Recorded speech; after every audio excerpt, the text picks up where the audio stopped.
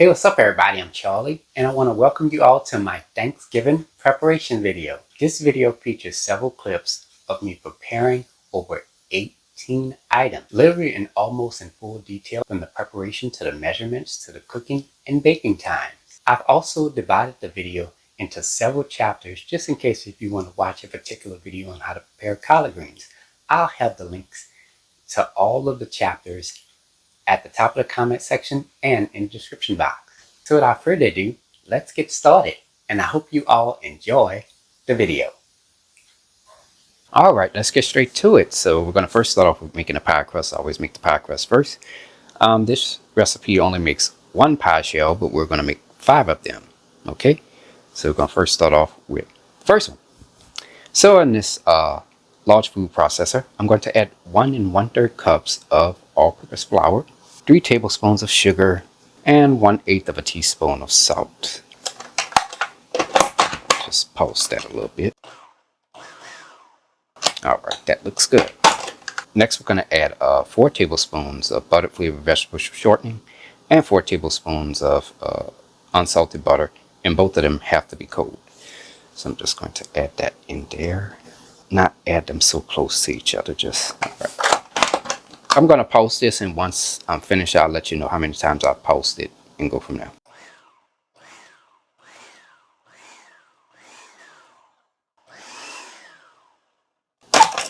Okay, that looks good. Let me check it with a spoon to see how that looks. Perfect. No clumps of butter or anything, so the butter and the shortening has been cut into the flour. Now, if you see any clumps of butter or anything, you just pulse it a little bit longer. I'll pulse this about a good 15 times, so it really depends. Okay, next I'm going to add my flour mixture into this large bowl. And next I'm going to add 1/4 cup of ice cold water. Now, I'm going to show you a quick tip here. You can remove a teaspoon of the water out of there and replace that teaspoon of water with 1 teaspoon of vanilla or any type of flavored extract of your choosing, just to give it a little flavor, but this time I'm not going to do that. Take my spoon and give this a quick stir. Now, as you're stirring the flour mixture, the dough will start to come together. As you can see, it's starting to form into these large clumps here. And then from there, you can take your hands and bring the dough together. Now, if you're having any trouble with the dough coming together, you just have to add a little bit of water at a time. I would say about a teaspoon to a half a teaspoon of water will help bring the dough more together. You don't want to add too much of water, because if you add too much, your pie crust will be oversaturated, and we don't want that. Now I'm going to knead it a little bit. Alright, and there we go. Our first pie crust has been assembled. Now that this pie crust has been assembled, if you want to roll it out at a later date, you can take it and wrap it in plastic wrap and place it into your refrigerator or freezer if you like, okay? And you can also, if you want to make it immediately, you could just roll it out right now and go from there. Okay, next I'm going to lightly flour the surface of my table. Add the dough on top of the table like that. And from there, I'm just going to take my hand and press this down to form a flat circle. I'm going to add some more flour on top of the flattened dough. I'm going to take my rolling pin and just roll the dough out. So when rolling the dough out, you want to start from the center and go like that. And that's how to make it even. And for extra reassurance, you could add more flour if you like, just a little bit more. And roll it out. Now you want to make sure that you roll the dough out thin. And this is how you can tell. You see, like, the dough is translucent a little bit. That's what you're looking for. Because when you bake pie dough, it rises. So you don't need to make the dough too thick. Because when you make it too thick, you bake it in the pie pan, it might come out uncooked. So you need to make sure you roll it out until it's just lightly translucent. That's it. I'm going to add a little bit more flour. Start from this end. So now I'm going to carefully roll the pie crust onto the rolling pin. Now you want to make sure that you take some flour and just add that onto the pie dough as you're rolling up, so that way the pie crust doesn't stick onto itself. Okay, here's our pie pan. You could use a glass pan or what have you. And from there, we're going to carefully unroll the pie crust onto the pie pan. Like that. Ta-da! And from there, you could just take your hands and just lift up on the end of the pie crust to insert it into the baking pan. Oh, wait, something not right underneath here. Wait. But there's a little piece of pie crust under there. See, look, I'm not perfect. Look at that. That's all right. That's A-okay. We're going to fix this. And see, like right here, they might have a little crack right here. You could just always just press that just like that. They won't even know. Lift up the ends to insert the pie crust into the pie pan. Okay, next you're going to take you some kitchen scissors and trim off the excess. Leave about 1.5 inches on. Now see, like they have some parts where the pie crust might not be that much. Just take a little piece and just add there, like just like that, to bring it together. And it's just that simple. Okay, that looks good. So we're going to take the edge of our pie crust and we're just going to roll it just like that onto the edge of the pie pan.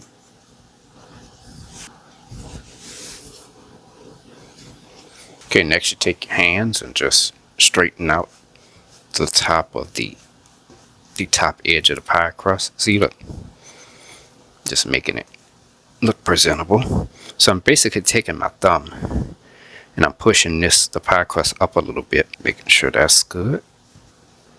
Okay, that's nice and straightened out. And to crimp the pie crust, it's really simple. You just push outwards with your index and middle finger, and push inwards with your opposite index finger. So I'm gonna just show you, just like that. Okay.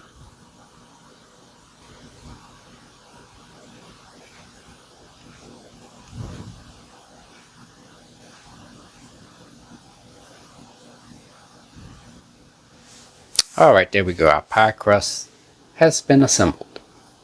Okay, next I'm going to take a fork and I'm just going to poke holes into the crust. This is going to prevent the crust from bubbling up during the baking process. Okay, our pie crust is now assembled. And from there I'm going to place it into my freezer for about 1 to 2 hours until it's completely frozen. Okay, the next pie crust I'm making them double in the recipe so that way I can have 2 pie crusts instead of making 1. It make things a little easier. Alright, so I'm going to first start by adding my flour, my sugar, and salt. Just move that around like that. There we go. Add the shortening and the butter. I'm going to pulse this until the butter and shortening is cut into the flour.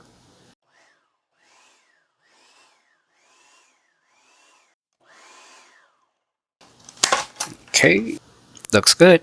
Add the flour mixture into this large bowl. Add the cold water. Let's stir this until the dough starts to come together.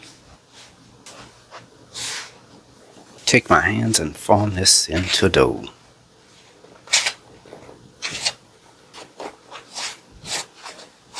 I'm going to knead this a little bit. And there we go, all done. So I'm going to form this into a ball. Eyeball the dough. Just do the best you can to make it even. And from there you just cut it in half. And there we have it. We have 2 pieces of dough. Okay, I'm going to lightly flour the surface of my table. Add the dough on top of the table. Press that down to form a flat circle. Add some flour on top. Take my rolling pin and just roll the dough out. Alright, perfect. Now I'm going to carefully roll the dough onto the rolling pin. Unroll the dough onto the pie pan. Make sure the pie dough fits into the pie pan. Cut the excess with kitchen scissors. Okay. Roll and tuck the edge of the pie dough onto the edge of the pie pan. Straighten that out. Make sure that's nice and perfect. And next we're going to crimp the pie crust.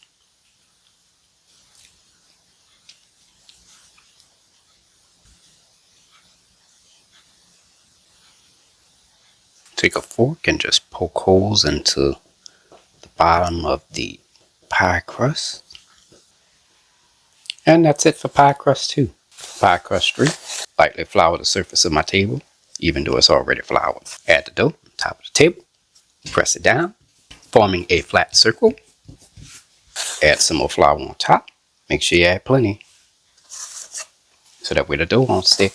Take the rolling pin, roll the dough out.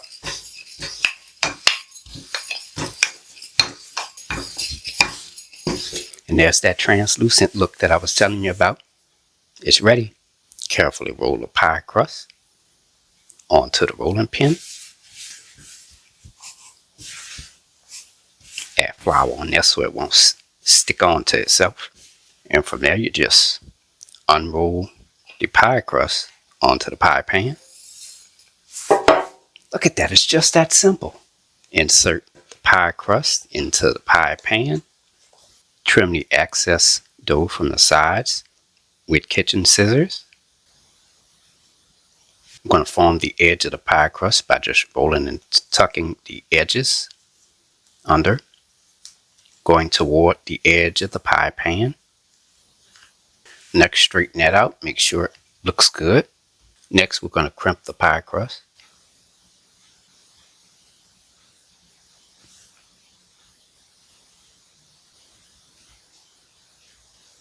Take a fork and poke holes into the bottom of the pie crust. Into the freezer it goes. Alright, this is pie crust number 4. Let's get to work. So we're going to add the flour, the sugar, and the salt. Just shake that. Okay, next we're going to add the unsalted butter and the shortening.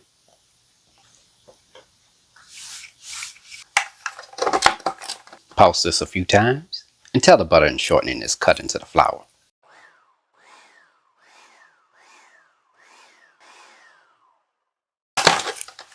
Perfect. Add my flour mixture into this large bowl. By the way, it's normal to have some flour, that white flour in there. Just give this a quick stir to bring this together a little bit. There. Then from there, add my little cold water. Take my spoon and stir this until it starts to come together. Take my hands and just form this into a dough. There we go, that's much better. And it's just that simple, y'all. Next, I'm going to lightly flour the surface of my table. Even though, again, it's already still floured. I'm going to flour it again. Add my little dough on the top of the table. Press that dough down with your hands, forming a flat circle. Add just some flour on top of that dough. Take your rolling pin and just roll the dough out. And remember what I told you, start from the center right here and like that. Sometimes if it's too thick, you could just bring it to one side like that. Just roll that out until it's a little translucent. Just use your eyes. Look at that. There you go. Add just some more flour on top like that. Take the rolling pin, place it on one end of the dough. Matter of fact, I'm going to do it this way. Carefully roll the dough onto the rolling pin. Make sure you add some flour onto the dough, so that way that the dough won't stick onto itself. Like that, you see. Here's our pie pan. All you gotta do now, take that rolling pin and unroll the pie crust onto the pie pan. Bam! Add the pie crust into the pie pan. Remember what I told y'all about lifting them edges up, just like that. Take you some kitchen scissors, trim off the excess. Alright, take the edge of the pie crust, roll it onto the edge of the pie pan. Don't worry about that if that breaks. You can fix that. That's real simple. And roll that just like that. It's still gonna come out good, watch. Just take the edge of the pie crust and roll it onto the pie pan. Next, you're gonna straighten this out. Make sure that look nice and even. Alright, next, we're gonna crimp the pie crust. Watch this. Bam, look at that. Bam. Again. It's the fun part right here. Get that over. Just get this over with. All done. Somebody asked me how long it took me. I mean, I've always made great pie crust as far as presentation and all that goes. Always took years to perfect the craft. Nothing comes easy and nothing is perfect every single time. Gotta make mistakes first, and then you improve on those mistakes, and that's how you make things as great as you do. Practice makes perfect. Even if you mess up, you could always start over. Ain't no tripping about that. Alright, now we can straighten it out now. Just like that. Take a fork, poke holes into the pie crust. Pie crust number 4 done. Into the freezer it goes. Alright y'all, this is for the apple pie crust. So this is the top and bottom crust that we're going to be making. So it's just double the pie crust recipe just like before. So first things first, I'm going to add my flour, my sugar, and my salt. Give that a quick shake like that. Add my cold butter and shortening.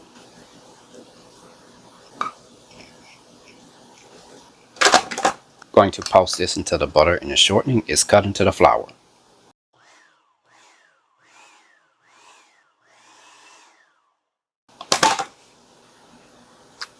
Looks good. Add my flour mixture into this large bowl. Give this a quick stir. Okay, next, add my cold water. Stir it until it starts to come together. Take your hands and form it into a dough.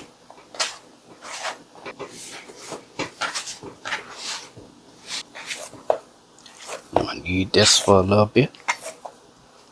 And that's it, y'all. Our apple pie crust, both the top and the bottom crust in this one little ball of dough is ready. Now, the special thing about this pie dough is that we can't roll it out until we make the filling. And I don't have my apples yet, so once I get that, make the filling, and then I'm gonna roll the dough out and everything. So in the meantime, I'm gonna just wrap it, and then from that, just place it into my refrigerator until I'm ready to roll it out. Let me wrap this.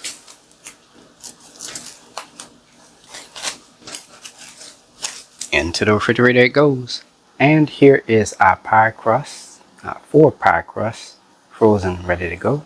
And the 5th one, we're refrigerating that one until we make the apple filling.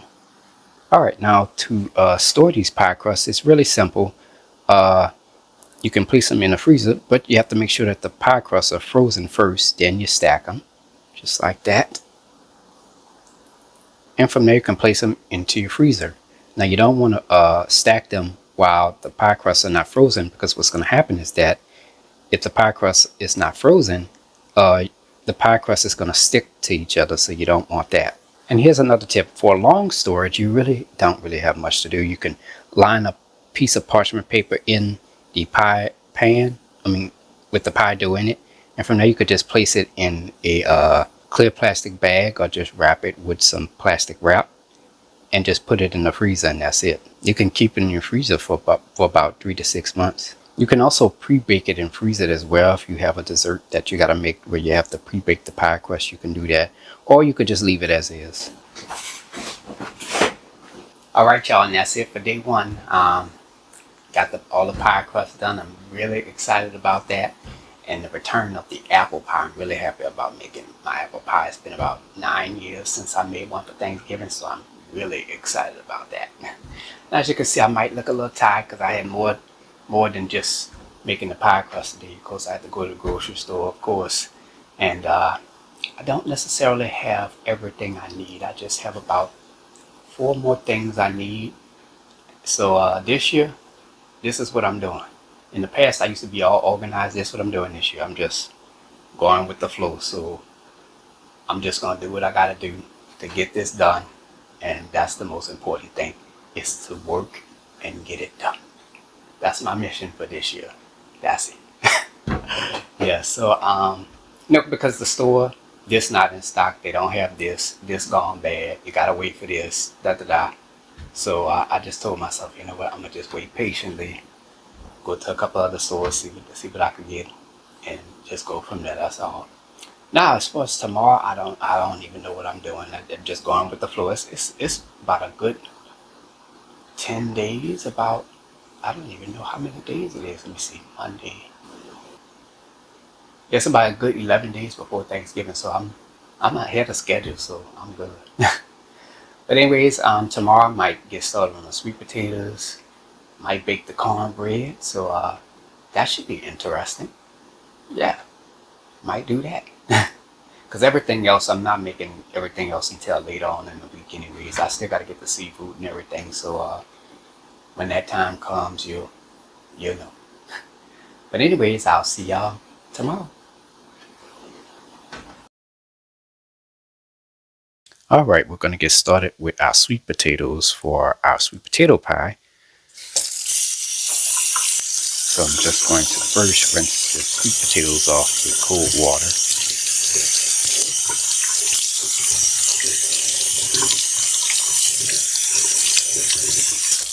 Alright, next I'm just going to take a sweet potato and I'm just going to make an incision going all around the sweet potato.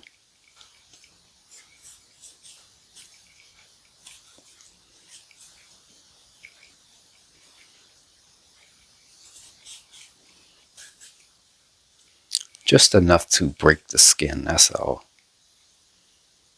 You're not trying to cut it in half or anything.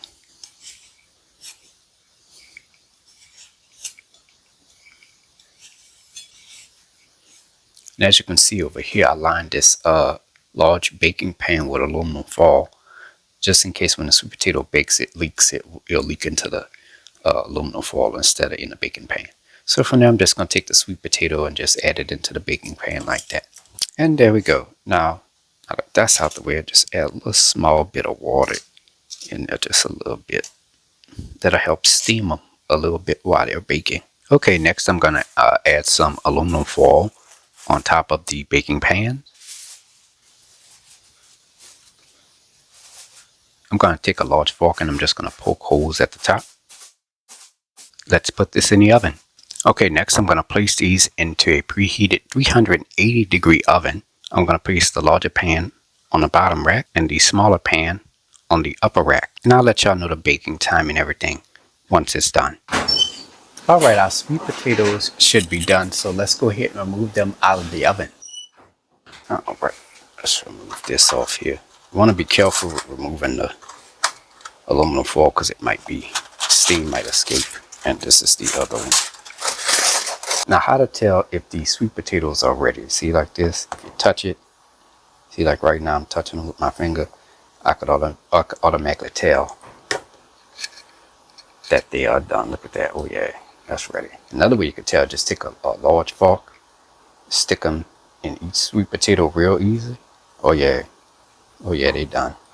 Yes indeed. Oh, and I wanted to let y'all know that I baked the sweet potatoes in a preheated 380 degree oven for about 1 hour and 30 minutes. Alright, okay, next we're going to peel our sweet potatoes. Now, they should be fairly easy to peel, as you can see here. And sometimes I like to just take a butter knife and just peel the skin off like that. And once done, we just take the sweet potato and place it into a separate bowl. It's just that simple. There we go, all done. Alright, I have a new method to get rid of the strings here. So a couple people have mentioned this about the food processor, so we're about to find exactly how that works. I have my large food processor here ready to go. I'm going to add a small amount of sweet potatoes in there. Crowd it, so you just add a little bit. Alright, that looks good. And I'm just going to blend this. I pureed this for about 30 seconds. And so far that looks pretty good. Yeah, that looks pretty good. I like that. And once I finish from pureeing the sweet potatoes, I'm just going to add them into this large bowl. Okay, next I'm going to take the sweet potato filling and add it into this container here. Should be about 1 pound. There we go. So it should be about 1 pound and 14 ounces in weight. Just a little bit more. There we go. Okay, now that we have our sweet potato puree ready to go, we're just going to cover these and we're going to place them into the refrigerator until we we're ready to make the pies. So that's done. Okay, let's get started with making our cornbread for our cornbread dressing. So I'm making a seafood cornbread dressing and a regular chicken cornbread dressing. So I'm doing two things at one time here. So if I'm add 2 cups of flour in this bowl, I'm adding 2 cups in that one too, just to let y'all know. Okay, so first things first, we're gonna add 2 cups of yellow cornmeal.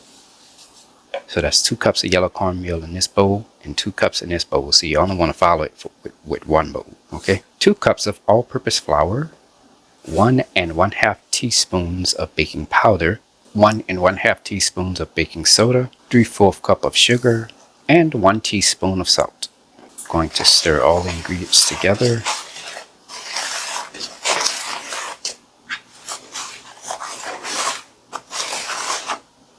Alright, it's the same thing for the wet ingredients. I'm adding the same thing into both bowls. So I'm going to first start off by adding 1 1/2 cups of buttermilk at room temperature. It can be full fat or 1%, it doesn't matter. And to that I'm going to add 1 cup of whole milk. Now this is 2% milk fat that I'm using here. And 1 stick of salted butter melted. That's the other one. And I'm going to add 3 large eggs at room temperature. I'm going to take my whisk and stir all the ingredients together really well. Okay, next we're going to take the wet ingredients and pour it directly into the dry ingredients. Stir all your ingredients together. You start off really slow and then you increase speed as you go. And the cornbread can also be a little lumpy. Don't worry about that. That is normal. Stir the other one.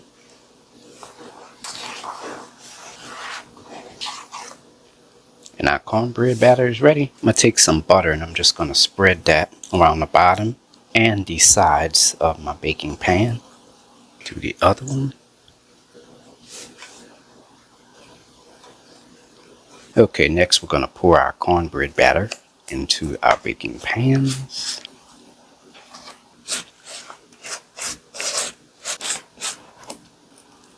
Shake the pan to make the batter more even.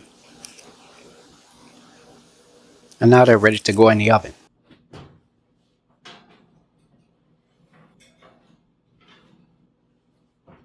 Okay, it's been about 45 minutes now for our cornbread. We're going to remove this out of the oven. Okay, insert a toothpick, clean, the other one, all clean. So I'm going to let these cool completely, and from there the cornbread is done. Alright y'all, and that's it for day 2. That was pretty simple and interesting with the sweet potatoes. I like the little method with the food processor, so that might be a more permanent thing I might do instead of using the old hand mixer like I always did. And still a little tired, so overall it was great.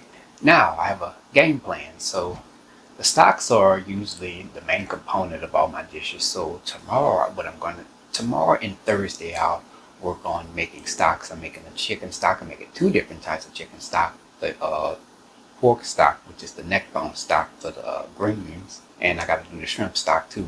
But I still got to get the shrimp, so I don't really have everything I need. So I might not be able to do all the stocks. So it's going to be in between that and Thursday, and then also Thursday I'm gonna start chopping up all my seasonings and stuff and getting that out the way. And then by Friday I can actually start working on cooking some things. I'm praying that goes well. I have everything I need because I still got to go to the store and get some more things. And also the turkey, I got to get my turkey. I put the turkey in my refrigerator, so that's starting out. And I got a hen that I'm going to be doing. So I'm my first time making Cornish hens this year for Thanksgiving. And with my turkey, I have this brine that I'm doing. I never did a brine for a turkey, so that's going to be my first time doing that. So really excited about that. So it's all looking pretty good so far. So far, so good. Anyways, I have to go ahead and catch up on some rest, and I'll see you all tomorrow.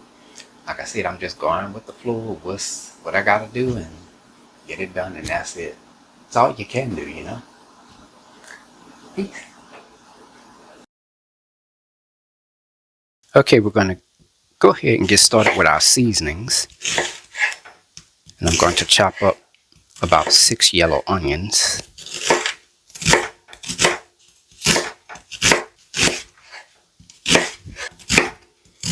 Alright, I'm going to take the yellow onion and place that into this large bowl after I finish chopping it. Just add that in there. Okay, now we're going to rinse off our celery.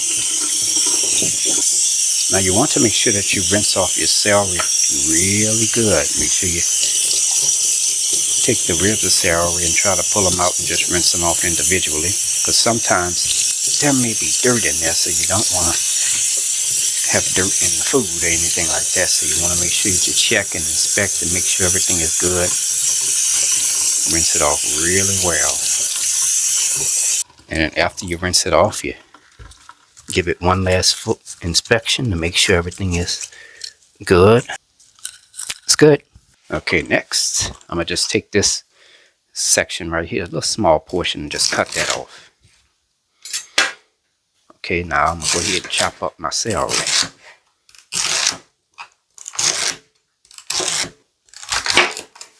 That looks beautiful, huh? I like that. Nice little decoration. And once you're finished from chopping your celery, just take it and place it into this medium-sized bowl. Okay, I have 2 bunches of green onion here. And I'm just going to start from the front here. Chop this section off. And from there, I'm just going to chop it just like this. I'm going to take the green portion of the green onion, just place it into this small container here. Next, I'm going to take the ends of the green onion and I'm just going to chop this up really well. Make sure I chop this up really good. And from there, I'm just going to take this green onion and just place it into this small container here. Okay, next I'm going to rinse off my green bell peppers. A few of these I'm going to use to chop up to add into my food. And a few of them I'm going to use to make the stuffed bell peppers. Alright, let's prepare cutting the bell peppers. So you always want to make sure you remove this core out the center when you're about to chop your bell peppers. And from there, we're just going to chop our bell peppers. And once you finish from chopping your bell pepper, you just take it and place it into this medium-sized bowl.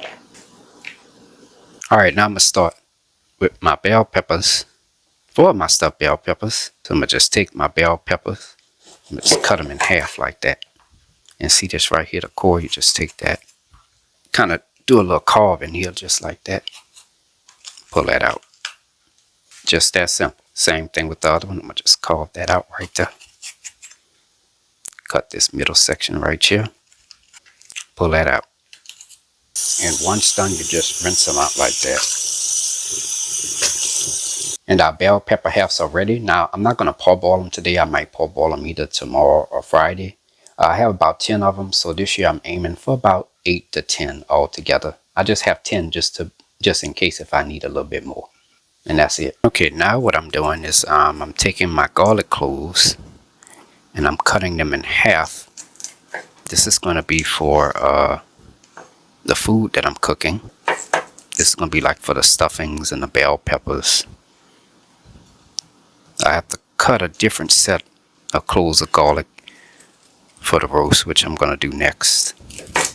Okay, next I'm going to take a garlic press and press the garlic.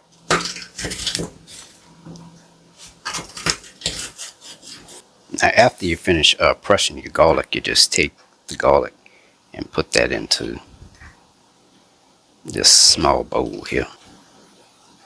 Okay, right now I'm cutting the garlic cloves into slices. This is going to be for my roast. And once done, I take my garlic slices and I put them in this small container here. Okay, next I'm going to rinse off my parsley really good. Rinse that off with cold water. Cut off about this much. just take this and just chop this up. Make sure you chop it up really well. And once done, you take your parsley and just place it into this small container here. Alright, now here's our chicken thighs for our chicken stock. This is the kind we're going to make on the stove. So what I have to do here is I have to going to take my knife and just trim off this excess fat. I call it unwanted fat. So just trim that off. Still a little bit too much fat here. Okay, next I'm going to rinse my chicken thighs off with cold water. Alright, while the chicken thighs are in this strainer, I'm going to add some seasoning. I'll sprinkle some salt, black pepper, Tony Sachets, Creole seasoning, and some Chef Paul Prudhomme's Fortune Magic. Oh, and I'm going to add just about a tablespoon of oil, canola oil, about a tablespoon of that in there. So I'm going to take my hands and just coat the seasonings and everything onto the chicken thighs. Okay, let's get started with making our chicken stock. So in this large saucepan, I'll let it get hot for about 2 minutes. I'm going to add my seasoned chicken thighs in there.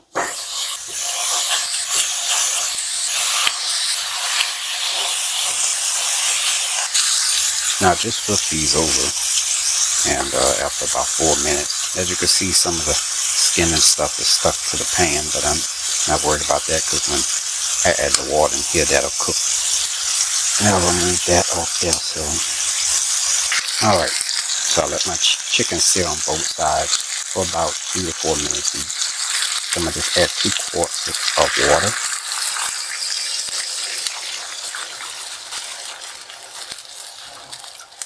Just add a little bit of seasoning. I'm going to just add some salt, black pepper, and I'm going to add some a little bit of this. This is some poultry seasoning. I've never added that before, so today is the day I'm going to add that in there. I'm going to stir this as best as I can. I actually didn't add 2 quarts. I added 1 1/2 quarts, y'all. I'm sorry. Now for the fun part, we got to let this cook all the way down. I'm going to cover this. By the 20 to 25 minute mark, we have to remove the chicken thighs because we don't want to overcook them. So once we remove that, we let it recover it again and let it cook down until it reaches that 1 hour mark and go from there. Okay, we're at the 25-30 minute mark now. Just going to remove the chicken thighs out of the liquid and place that onto this serving plate here. And from there, I'm going to set this plate on the side to cool. So we're going to let this cook down a little bit more. So it's going to take about an additional 30 minutes. Go from there. Cover that. Okay, next I'm going to remove the fat and the skin off of the chicken thighs. And from there I'm just going to take and remove the meat off the bone of the chicken thighs. And while you're at it, just take the chicken and just break it up. I'm going to take my cooked chicken pieces and add them into this container here, and there we go. Okay, it's been about an hour now. Now you can see that chicken stock has cooked down. The more it cooked down, the more flavor it is done. Oh yeah, that looks good. Oh my goodness, that looks wonderful. So what I'm going to do now is I'm going to let this cool for about 30 minutes, and then I'll add it into a mesh strainer. Strain some of that fat out of there. Chicken stock is done. Now I'm going to pour my chicken stock into this mesh strainer. And from there I'm going to discard the contents left over in the mesh strainer. And I have about 2 cups of chicken stock left over in here. Now as you can see, the fat is on top of here. It's not underneath there. We're going to pour the chicken stock into this container here. So all the chicken stock is coming from out the bottom and the fat is going to be at the top. So that's going to be the last thing to start coming out of there. Almost done. 1, 2, and there we go. And left in here is the fat. Is homemade chicken stock from scratch. Okay, I've added my chicken gizzards into the strainer. And I'm just going to rinse the chicken gizzards off with cold water. Now next you want to take a look at the chicken gizzards and inspect them. Make sure everything looks good. As you can see here, look at this. As you can see, there's this yellow skin on this chicken gizzard here. Just take your finger and you just carefully peel that off. And there you go. Alright, let's get started with our overnight chicken stock. So, I have my slow cooker here. I'm going to first start off by adding my chicken gizzards in here. Dump that on in there. Followed by 1 1/2 quarts of water. I just add a small amount of chopped onion, celery, some fresh parsley. Next, I'm going to add some salt, Tony Chachere's Creole seasoning, Chef Paul's Poetry Magic, dried thyme, and some bay leaves. Just going to give this a quick stir. Going to also add a little garlic in there too. I'm going to cover this and I'm going to let this slow cook overnight. Now I'll check on it tomorrow morning. Alright y'all, and that's it for day 2. Is it day 2 or day 3? I don't even know. You probably can see I'm tired. Yes, I'm tired. Yeah.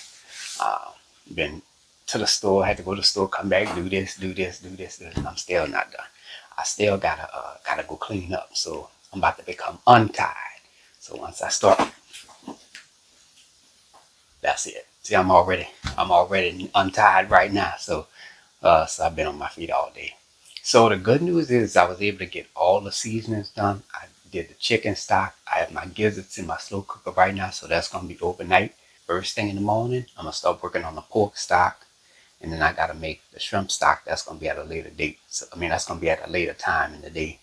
And I also gotta prepare the vegetables like the collard greens, the sweet potatoes for the yams, and the russet potatoes for the potato salad. Cut the ham for the dressing. Basically, that's almost, once tomorrow's finished, I'm almost done as far as like the full preparation goes, except for the roast and the turkey and the hens. That's gonna be at a later time. So by the time Friday come, I could actually start cooking some food, you know. Yeah, so I don't know what I want to do first. I don't know if I want to start cooking or whether or not if I want to bake the pies and get them over with. I don't know yet. I'm still thinking about it. I might bake the pies. I still haven't made up my mind about what I'm going to do yet. I'm going to figure it out eventually. Yeah, so anyways, I'm a little tired. So anyways, that's it. I hope y'all enjoyed the video so far. And once I finish doing all this work and give me some sleep, I'll see you all tomorrow. Alright y'all, it's been about 11 hours now. I let my gizzards cook overnight in the slow cooker. And from there, our overnight chicken stock is done. Look at that. Oh, that looks beautiful. Now what I'm going to do now is I'm just going to, I turn my slow cooker off and I'm going to just let this cool. Okay, let's get started with our neckbone stock. So in this large pot, I've added my smoked neck bones in there. It's about 4 pounds, I guess. Into that, I'm just going to pour 2 quarts of water. Should get that in there. Hold on. There we go. Now, neck bones are going to take a while for them to cook, so this is like about a 2-hour stock that I'm making here. Now I'm going to cover this. Now I'm going to let this simmer for 2 hours. Not going to really stir it. I'm going to just let it cook. And that's it. Alright, here I have 2 large bunches of collard greens here. Now this does seem like a lot, but once it goes through the cooking process, it really won't be anything at all. So let's begin preparing these. Alright, so for my greens, I'm just going to take my hands and remove the leaves off the stem of the collard.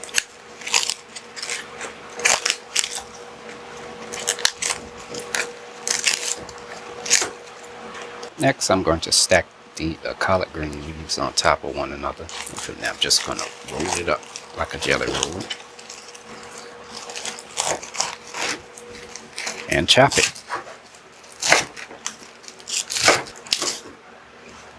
It's just that simple. Okay, let's get started with cleaning our greens.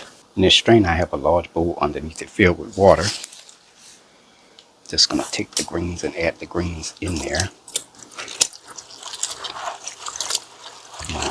things around in the water. And if you need to add more water, as you can do that too if you like. Just rinse them off and let them go. Move the strain out of there. Give it a quick shake. Add it back into the water.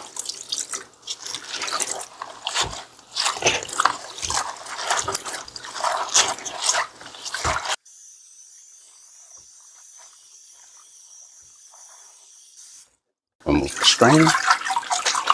Shake the greens. And there we go. Our greens are clean. Alright, it's been about 2 hours now. Let's check on our neck bones. Oh yeah, those neck bones are nice and tender. And as you can see, the liquid has turned into this milky like mixture. That is normal, of course. What I did was, because the liquid had cooked down some, and it was just a little bit salty. So what I did was I added about 5 cups of water and let it simmer for the additional 15 minutes. And then there we go. We're at the 2-hour mark. So that's gonna make some good greens right there. Just take the neck bones little by little. As you can see, that's where it was already. It was tender. So remove the neck bones out there and put them on the serving plate. And since the neck bones are fully cooked, when we cook our greens, we could just add them in last, and that's it. I'm gonna set this on the side to cool. And from there, we're just gonna let this cool. Okay, next I'm just gonna pour my chicken stock with the chicken gizzards in it into this strainer. And of course, you could remove the bay leaves. And next, I'm going to remove the strainer with the chicken gizzards in it and just shake that. Just set that over here in this bowl over here. And from there, our homemade chicken stock is done. This is the second chicken stock right here. That is done.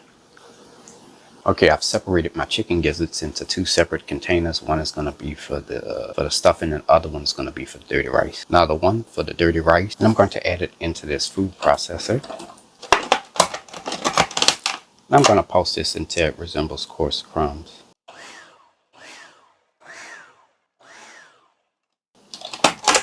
And there we go, all done. Alright, and here we have our collard greens cut, rinsed, and ready to go. Over here we have our cooked smoked neck bones and our pork stock, which is our pot liquor from our smoked neck bones. And that is it. Alright y'all, right now I'm peeling my shrimp for my seafood cornbread dressing and my bell peppers. I'm peeling 5 pounds of shrimp all together. This is the shrimp heads and shells, and this is the shrimp tails over here. And once I get done from peeling, cleaning, and deveining the shrimp, we're going to take the shrimp heads and shells and we're going to make a stock with that. And after that, we'll be finished with making all our stocks for the day. And to devein the shrimp is really simple. And here's the shrimp tail. Now, back here is the shrimp's digestive tract, and you just take a serrated knife and just cut out the back of the shrimp like that. And inside there's the shrimp's digestive tract. You just pull that out, whatever they may have in there, just pull that out. And from there, the shrimp tails have been deveined. Okay, I've added my shrimp tails into the strainer. And I'm going to rinse my shrimp tails off really well with cold water. And from there, our shrimp tails are cleaned and deveined. So I'm going to place this into a container and place it into my freezer first so I could get them a little frozen. And then after that, I'll place it in my refrigerator until they're ready to be cooked. Okay, let's get started with our shrimp stock. So in this large pot, I've added my shrimp heads and shells in there. And to that, I'm going to add 2 quarts of water. Next, I'm going to add some salt, black pepper, and some Tony Chachere's grill seasoning. Just give this a quick stir. I'm going to cover this just a little bit to let some of the steam to escape. And I'm going to let this simmer for 1 hour. Okay, it's been about 1 hour now. Let's check on our shrimp stock. Yeah, that looks pretty good. And our shrimp stock is done. I'm going to let this cool for about 30 minutes to an hour before I strain it. Okay, next I'm going to add my shrimp stock along with my shrimp heads and shells into this mesh strainer. I'm gonna just add a little bit in there. Just shake the mesh strainer to drain the stock. I'm going to discard the shrimp heads and shells. This is the other batch here, second one, the second amount. I'm gonna shake that, and from there I can discard the shrimp heads and shells. And from there, our shrimp stock is done. Alright y'all, that is it for day 3 or 4. I don't even remember. I'm just doing what I gotta do. Yeah, I'm calling it quits a little early because I have some responsibilities, and then I got some more cleaning I gotta do. So yeah, so that's gonna be it for the day. I mean, I've done just about most of the preparation. I prepared all my seasonings. I did all my stocks, and you know, just finished my shrimp stock not too long ago. So all that is done, good to go. And tomorrow, only thing I gotta do for tomorrow is start on the yams. Well, the sweet potatoes for the yams, the potatoes for the potato salad, the eggs for the potato salad, the rice for the dirty rice, the macaroni for the macaroni and cheese, the cheese itself, and that's all I can really think of. I know I'm gonna forget about something eventually. So so then Saturday I'm gonna actually start beginning to cook everything. So Saturday is basically gonna be casserole day. I'm gonna make all my casseroles, like the stuffings, the bell peppers, and the macaroni. And then Sunday well actually Saturday going into Sunday I'll go to do the roast and finish the roast. Yeah, I gotta prepare the roast. I'll done do that probably tomorrow or Saturday. And Monday is gonna be pie baking day, so that's gonna be the day. And I'm also gonna brine my turkey and all that stuff, so that's gonna be interesting. And then by Tuesday, I'll make the turkey, the hen, and the dinner rolls, and that be it, and we'll be finished. One day, about 2 days before Thanksgiving, hopefully. Yes. I don't mean to talk a whole lot, y'all, but I'm just thinking, I just come up with a game plan, you know, to get this done. And really excited and really pleased by how everything's coming out. No problems. And but anyways, that's it. Let me stop running my mouth and get on to finish taking care of what I gotta take care of. And I will see you all tomorrow. Alright y'all, let's get started with the macaroni for the macaroni and cheese. So in this large pot I added 3 quarts of water. And of course I'm going to add some salt in there. Going to give that a quick stir. I'm going to let this come to a simmer. Now while that's going, we're going to get started with the pot for the rice, for the dirty rice. Now in this pot here I have close to about 2 quarts of water. So I'm going to add some rice in there. I'm going to add about 3 cups. Just dump all of it in there. Alright, that's better. Just stir this.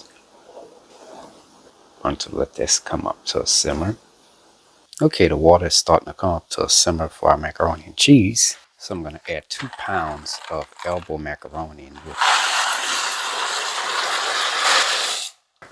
Give this a quick stir. I'm going to let this simmer for about 6 to 7 minutes. It really depends. Sometimes it takes longer. I just always like to use my judgment skills to determine when it's done. So I'll see you then. And for our rice, it's looking pretty good. Now the mission here for the dirty rice is that you don't want to overcook the rice. You want to cook it till it's just about almost done. I'll be back in a few minutes. Alright, it's been about close to 7 minutes now. Oh yeah, it's ready, it's done. Okay, let's check on our rice for our dirty rice. Now it's just about ready. Give it about another minute or 2. Okay, I'm going to take my elbow macaroni and add it into this mesh strainer. I'll just rinse this off just a little bit. And from there, we'll just let that set. Okay, our rice should be about ready. I'm going to add the rice into this mesh strainer. And then I'm just going to rinse this off a little bit. And from there, I'm just going to let the rice set. Alright, now I am peeling the sweet potatoes for the yams.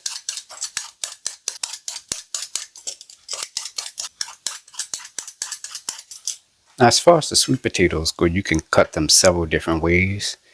You can cut it in the quarter pieces like that, and and and. But what I'm gonna do is I like to just cut them into thick slices like this. See, like that.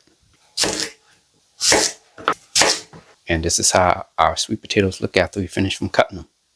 I'm going to add some cold water into the bowl. Looks pretty good. I have some vinegar here. I'll add a cap full of vinegar in there. Now the vinegar and water solution not only will help clean these sweet potatoes, but it'll also prevent them from turning colors. And it's also going to prevent the sweet potatoes from turning into mashed sweet potatoes. So it does have like a layer, add a layer of protection around the sweet potato. So I'm gonna let these soak for about 8 minutes. And next I'm going to drain the bowl.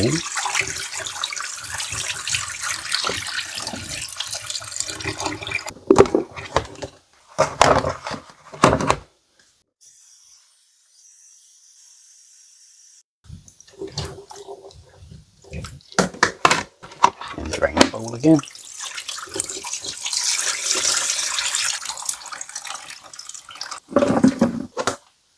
And there we go. Sweet potatoes are prepared. Okay, now I'm peeling my potatoes for the potato salad. I'm only using 2 potatoes to make the potato salad. Just want to make a nice little small size potato salad. Okay, next we're going to take the russet potatoes, cut the russet potatoes in half. And from there, you just cut them into quarter pieces like this.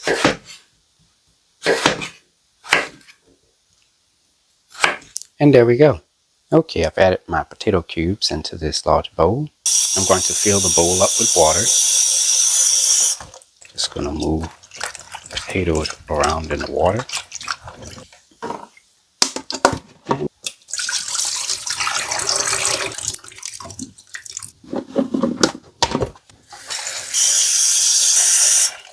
Move the potatoes around in the water. And drain the bowl once again.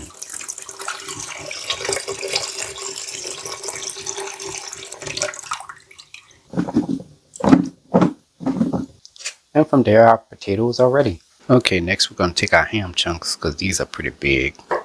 We're just going to chop these in the quarter pieces for the dressing.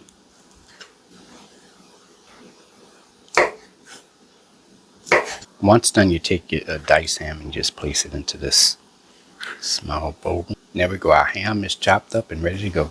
Okay, now I'm shredding my cheese for my macaroni and cheese. This is sharp cheddar cheese that I'm shredding.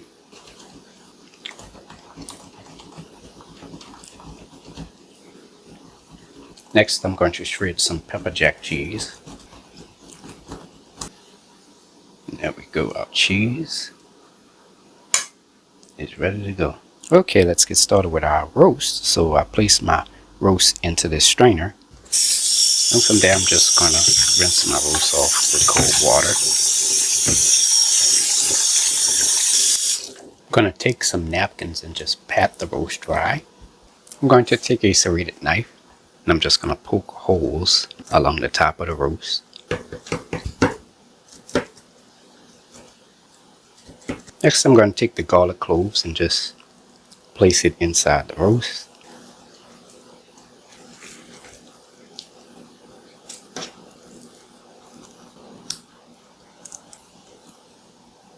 Next, I'm just going to lightly sprinkle a little salt and some black pepper onto both sides of the roast. Wrap it up with some plastic wrap.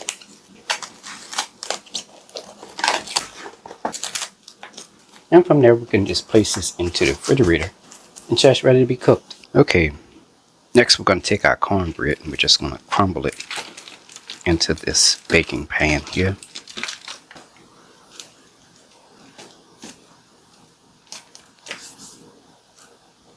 And there we go.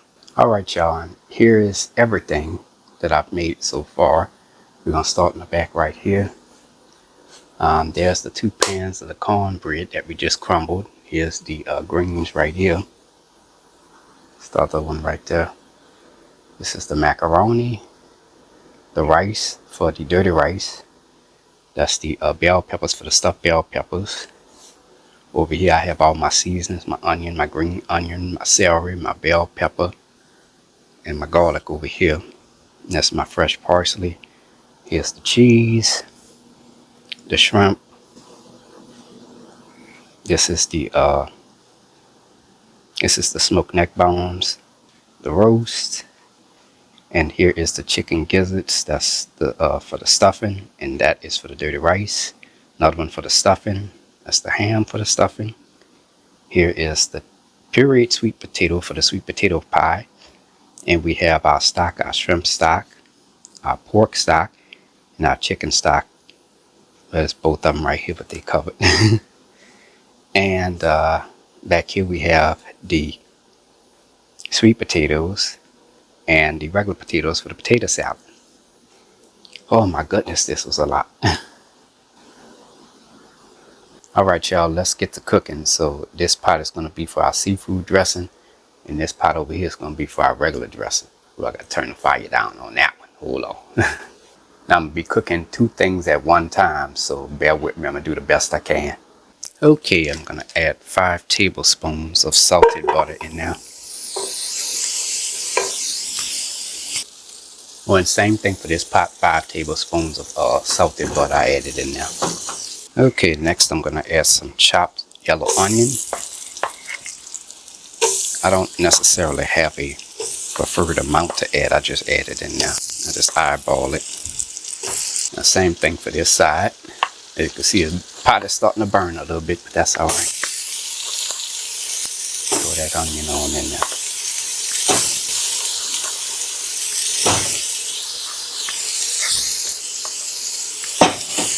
While I'm at it, I'm going to add a little bit of green onion in there. Same thing for this pot, some green onion. This the green onion ends I'm adding in right here. Alright, next I got to add some celery. Same thing over here, celery. And some chopped green bell pepper. Same thing for this one. Now give this a quick stir. Stir this one. Now normally the cooking time, as far as like sauteing the seasonings, since this is quite a bit of seasonings, it normally take about 12 minutes, 10 to 12 minutes total. Okay, it's been exactly about 10 minutes now. Seasonings are looking pretty good. Same thing with this one. Oh yeah, those seasonings look nice. That looks good. Okay, next I'm going to add my pressed garlic. Same thing with this one. Pressed garlic. I'm going to add my shrimp. Shrimp is a little frozen, y'all. I'm sorry. I have to break it up a little bit while I add it in there. And also while I'm at it, I'm going to go ahead and add my blue crab puree. Just dump that in there. Alright y'all, for this pot, for our chicken dressing, we're just going to add our chicken pieces in there. Sorry y'all, it's a little frozen. Oop. And here's the chicken gizzards. Remember last year I forgot the chicken gizzards. I got it right this year. Add that in there. So you dump all that in there. Alright, I'll give this a stir. Sorry y'all, my food is still a little frozen. Cause as soon as I made it, I put it straight in the freezer. And I let it thaw out a little bit, so.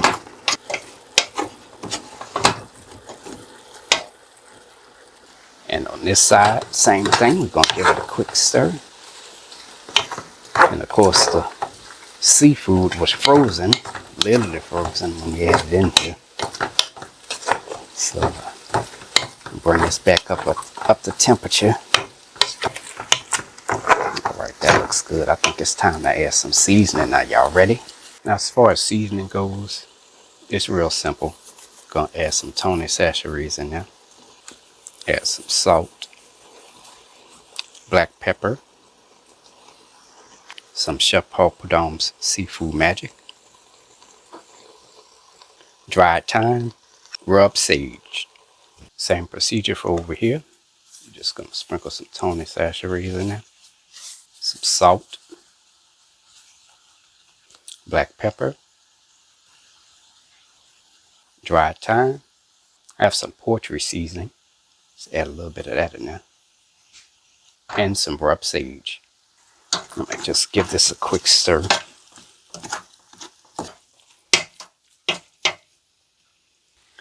I'm going to stir this one. Give it a little bit more time so that way the shrimp can cook a little bit more. Okay, next we're going to add our crumbled cornbread in there. Now I'm adding about I'm adding half of the whole pan in there. From there I'm just going to give it a quick stir.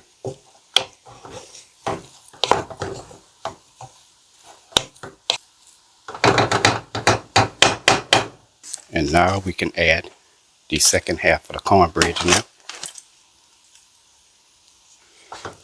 Give it a stir. Now this is where it gets really, really difficult. Make sure you stir this really good. Stir it really well. Okay, that looks good. Alright, and for this one, for our chicken dressing, here we have some ham seasoning, the cubed ham seasoning. That's in New Orleans, we call this ham seasoning. I'll just dump that in there. And by the way, that's still frozen, so that's not a good idea. There we go. Okay, next we're going to add our cornbread in there. I'm going to first start off with half of a pan. Alright, I'm going to just stir this. Gotta have a strong hand for stirring these dressings, I'll tell you that much. It is a lot. Alright. Now we're going to add the second half of the pan in there. It's just that simple, ladies and gentlemen. Give that a quick stir.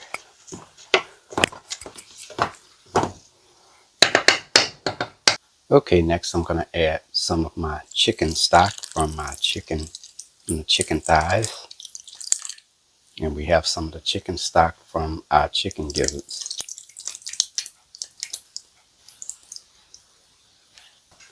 Let's stir this together. Dressing should be nice and moist.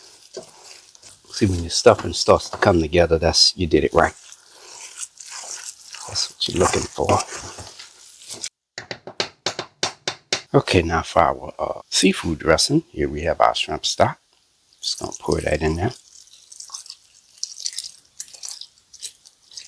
Dump the whole thing on in there. Then stir that.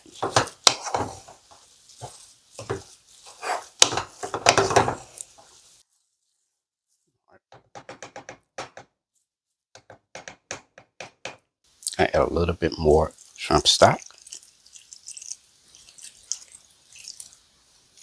Might add a little bit of the chicken stock in there too, just to play around with it. Followed by some more seasoning, some salt, black pepper, Tony saccharies, Creole seasoning, Chef Paul Prud'homme's seafood magic, dried thyme, and some sage. Okay, now I'm going to stir all these ingredients together. There we go. Okay, next I'm going to just take some butter and I'm just going to spread a little bit on the baking pan.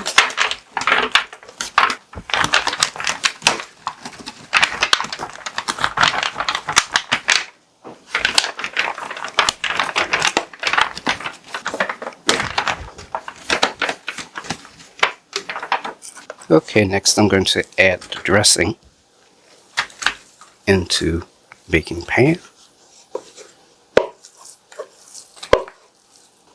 the chicken dressing over here.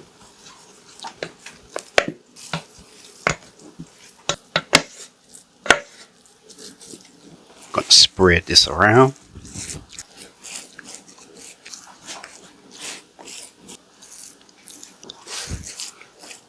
Same thing for the seafood dressing. Spread that around.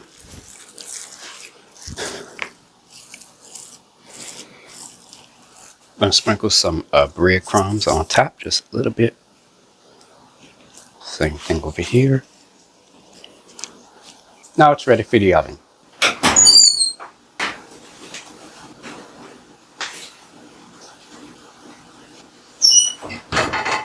Alright, now this is another important step here. While you're at it, while that's in the oven, you want to go ahead and start washing your dishes. It's very important that you do this, because if you don't, you're going to run into a lot of problems.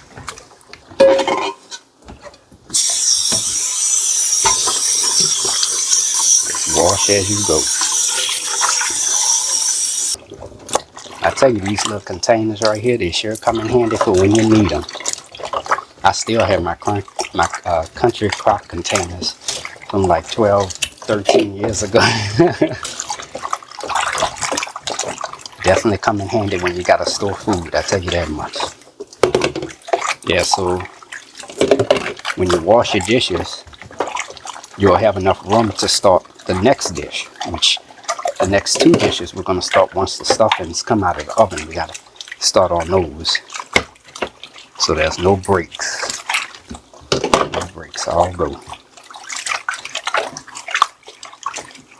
At least for now.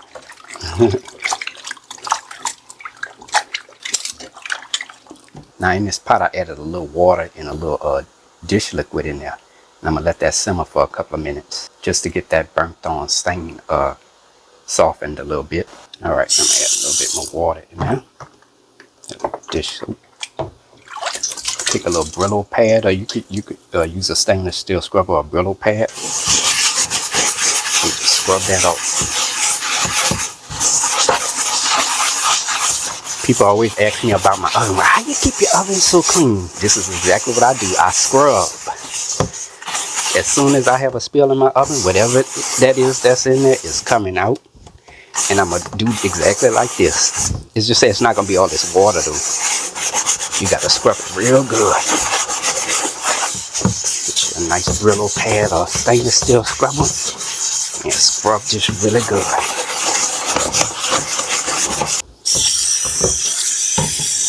Let's see how far I've gotten.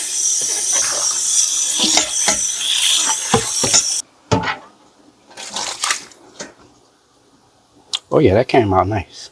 Let's see if I can comb this a little bit. There we go. Take a towel with the dish liquid. Clean that step too. You have to clean the outside. See, that stain came out real easy. It had a burnt on stain at the bottom. And that's the thing about, another thing about with the oven. See when that stuff, starts sticking to the bottom of this? What happens is it burns, and when it burns, your whole house be smelling burnt.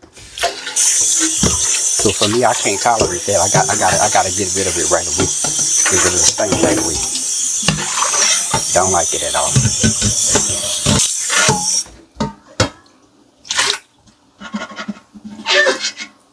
All clean. Alright y'all, and that's another thing I gotta do right here, because I made a little mess on my stove, and that's to clean my stove off. That's exactly what we're doing. We're preparing for the next dish. Anything that might be a little hard on the stove, any kind of stains or anything, just take a scrubber and just scrub that off, which I really don't have none. I'm just demonstrating it here. The best time to clean it is when it's hot. Do not wait until it gets cold. Not to where it's scorching hot, but you get it. The same thing with the oven. The best time to clean it is when it's hot. So that way it can soften those tough stains. Take your dish rag from your with the dish detergent and everything, and there you go. You just wipe it off, just like that. Oop.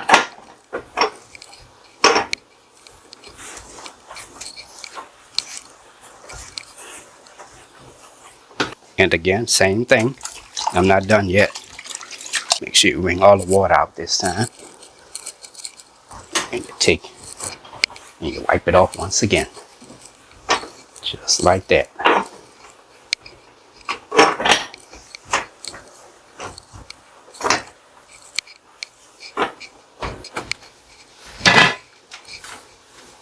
If you gotta wipe the top of your stove or whatever, do that right now.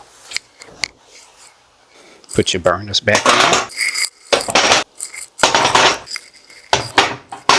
And from there, your stove is ready to cook again. See, y'all, that was fun. Ooh, it's hot. I'll tell you that much. When you're cooking and baking in the kitchen, it gets hot. Which I'm actually about to turn my fan on right now. It's always important too. Another thing you can do is take a fan. They have good ventilation. You know, have your fan. Put your fan outside your window. And let that air go out instead of having it all, because all the air is doing is condensate. It's causing condensation and all of that. But I forgot to put my fan in my window, so got to do that. So that's another tip for you.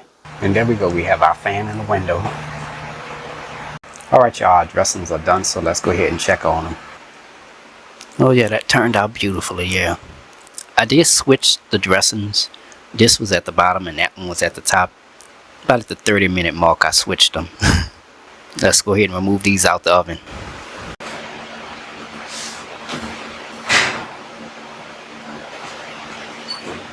And from there, the dressings are done. Now this is the regular chicken dressing over here. And this is the seafood dressing. Yes, I did it. Woohoo! Right, y'all, let's get started with our ground beef for our stuffed bell peppers and our ground beef for our dirty rice. We're also going to be cooking some chicken livers as well. Alright, so in this large pot, I'm going to add some ground beef. This is just regular ground beef. This is not ground beef chuck. This is just regular ground beef. This is about 2 pounds of it. And for our ground beef for our dirty rice, the same thing, regular ground beef, not ground beef chuck or anything like that. This is regular ground beef. And this is 1 pound of ground beef that I'm adding into. And from there, I'm just going to give this a quick stir. And if you can, just take your spoon or spatula and just break down some of those larger pieces of ground beef as you're stirring it. Let this sear for a couple of minutes. Same thing with this one. Give it a quick stir. Now with this one, I'm using a wooden spatula.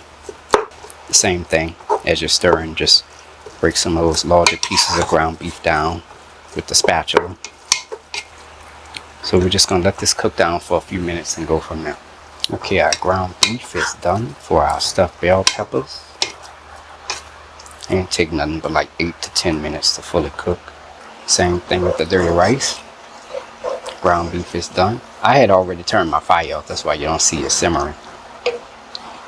Yeah, so that looks nice. Alright, here I have a mesh strainer with a shallow pan underneath it. This is the ground beef for the dirty rice. We're just gonna add that in there. Now we're gonna leave the saucepan just like this for the chicken livers, so that way we could fry the chicken livers in here. Now I took the ground beef for the dirty rice and added it into this shallow bowl and covered it with aluminum foil. And I'm just gonna place this in the oven while the oven is still hot. Even though I have it turned off, the oven is still hot. So I'm gonna add this into the oven to keep it warm. All right, so same thing in this mesh strainer with a aluminum foil pan underneath it. We're going to add our ground beef for our stuffed bell peppers right on in there. Just pour it all in there. Alright, the same thing. Added the ground beef mixture into this aluminum foil pan. I'm just going to wrap that. And my oven is still hot. I just turned it off.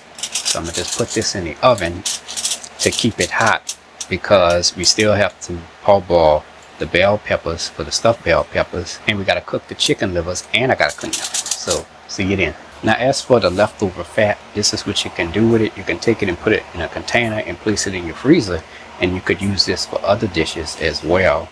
As for me, I'm going to use just a little bit of this to put just a little bit into the dirty rice. Okay, we just started on heating our water so we can parboil our bell peppers. So we got to let that come up to a simmer.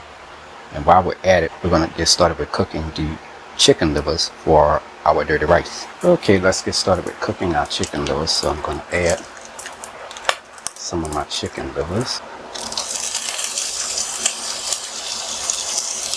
There we go. Give this a quick stir. I'll let this cook for a few minutes and then... Alright, I'll let the chicken livers cook for about 8 to 10 minutes and they are done, as you can see here. Now I turn my fire off and I'm just going to let this cool for a few minutes until we're ready to put it in the food processor. Okay, next we're going to puree our chicken liver. So in the small food processor, we're going to add the chicken livers in there.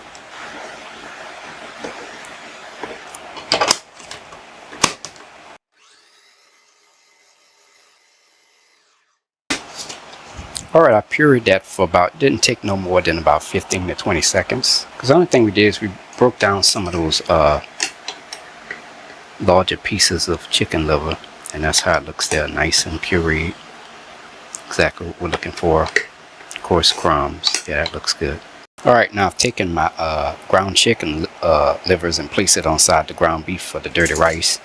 And I'm just going to cover this with aluminum foil and put this in my oven, so that way it can stay warm. Okay, our water is starting to come up to a simmer now. Let's go ahead and add our bell peppers in there. And from there, we're just going to let that simmer for a few minutes. Alright, y'all, let these boil for about 5 to 6 minutes. Turn my fire off. From there, I'm just going to carefully remove the bell peppers out of here and place them onto this aluminum foil pan. And that's it. We're finished parboiling our bell pepper halves. Now I'm going to let this cool until we make the filling, and then we fill them and then we put them in the oven. Alright, let's get started with making our bell peppers. So we're using this large saucepan, and for our dirty rice we have this large pot here. And we preheated them on medium heat and we're letting them get hot for 2 minutes. Now for the stuffed peppers, I'm going to add 5 tablespoons of salted butter in this large skillet. And the same thing for the dirty rice, 5 tablespoons of salted butter in there. Spread that around. Okay, next I'm going to add some chopped yellow onion in there. I don't measure when it comes to adding my seasonings, I just add it in there. Have some celery and some green bell pepper. Just give this a quick stir like that. Let's cook down for about 10 to 12 minutes. And there we go. Now for our dirty rice, it's the exact same thing. I'm going to add my chopped yellow onion, my chopped celery, and my chopped green bell pepper. Give this a quick stir. Now this is basically the same procedure as with the bell peppers. I'm going to let it cook down for about 10 to 12 minutes and go from there. And that's basically it. Alright y'all, now I'm taking my shrimp. Now this shrimp is frozen. And I'm just taking them and cutting the shrimp tails in half. Cut them small so that way there won't be these big gigantic shrimp in the dressing. Okay, next I'm going to add some pressed garlic. Same thing over here, add my pressed garlic. Okay, next I'm going to add my shrimp tails, followed by my blue crab puree. Just dump that in there. Just going to give this a quick stir.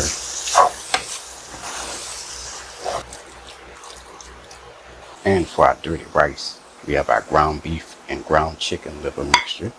Just going to add that in there. Followed by our cooked chicken gizzards.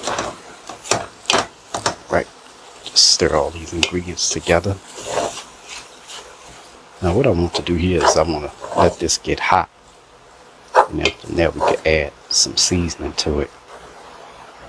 Okay, our shrimp tails and our crab meat dressing for our stuffed bell peppers has cooked just a little bit. So we're going to use this time to add some seasoning to this. So I'm going to just sprinkle a little bit of salt, some black pepper, some Tony Chachere's Creole seasoning, some Chef Paul Prud'homme's seafood magic, and some dried thyme.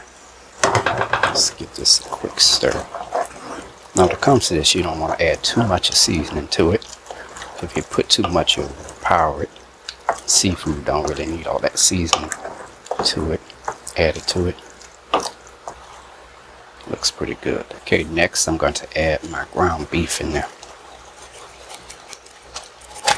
And I'm just going to carefully stir this, because the ground beef is already fully cooked, so we don't need to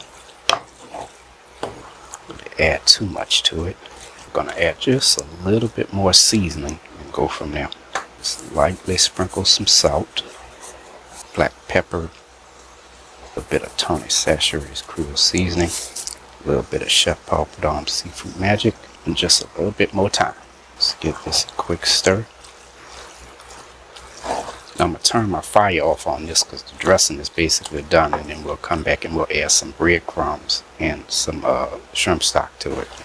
Alright y'all, our dirty rice is our ground beef, ground chicken liver, and ground gizzard mixture for our dirty rice is nice and hot. You see how there's no liquid in there? See that? That's exactly what you're looking for. Okay, so for our seasonings, it's really simple. I'm using my left hand here, so I might be a little off. I'm going to sprinkle some salt, black pepper, Tony Chachere's Creole seasoning, Chef Paul Prud'homme's Poultry Magic, some dried thyme, and some poultry seasoning. Let's give this a quick stir. Okay, and next we're going to add our fat. I'm going to just add 1 tablespoon of salted butter in there. Okay, next we're going to add 2 tablespoons of our pan drippings from our ground beef. We're just going to add that in there. And also I have some bacon fat here. I'm going to add a tablespoon of that in there. And seasoning that, I'm going to just add a little bit of Tony Chachere's, just sprinkle a little bit more of that in there. Just a hint of poultry seasoning. And from there we're just going to give this a quick stir. Now that butter and the fats, that's going to help with the rice and give the dirty rice its flavor. So you want to make sure you add enough of that in there. Okay, next we're going to add some rice. This is day-old cooked rice. This is jasmine rice, by the way, that I'm adding in here. I'm going to just give this a quick stir. It looks like it needs a little bit more rice. Most definitely. Alright, just stir this again. Alright y'all, and from there our dirty rice is done. Alright y'all, while I'm at it, I'm going to add some fresh parsley in there. Since I keep forgetting about it, I was thinking about it, I said let me go ahead and add that in there. And while I'm at it, fresh parsley to our dressing for our bell peppers while I'm at it. Stir that in. I think I made way too much dressing for the bell peppers. I'd rather have too much than too little. Alright, now for the breadcrumbs, I always start off with 2/3 cup just to be on the safe side, but you don't want to add too much of breadcrumbs because you don't want the dressing to taste like bread, straight up breadcrumbs.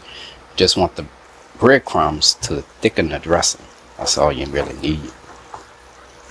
kind of causes the dressing to come together.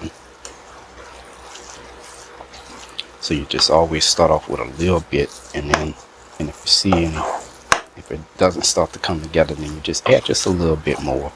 But be careful not to add too much. Alright, add just a little bit more. And of course we can't forget our shrimp stock. Just add a little bit in that in there. Give it a better flavor. And just stir that in.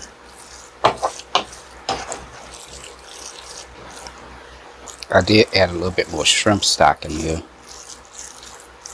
And just stirred it. I forgot to record the last part of it, so my bad. Your stuffed bell pepper dressing is ready. Now to stuff the bell peppers, just take some of the dressing. Here we have a bell pepper half, and just put that dressing right on in there. Make sure you have some with some shrimp and everything. Mold the dressing with a spoon, and there you go. It's that simple. Here we have our bell peppers, so we have all 10 of them filled. We actually could have filled at least 2 more, but I have just a little bit more dressing left over, but that's alright. And from there I'm just going to take some breadcrumbs, and I'm going to just sprinkle some breadcrumbs on top of the bell peppers. You can use plain or Italian breadcrumbs. It really doesn't matter to me. Whichever way works, you know. Okay, next I'm just going to dab some salted butter on top of each bell pepper.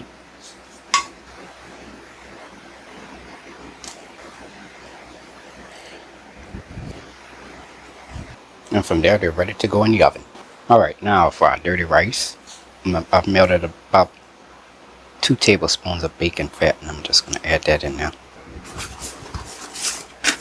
And from there I'm just going to spread the bacon fat around the bottom and the sides of the baking pan.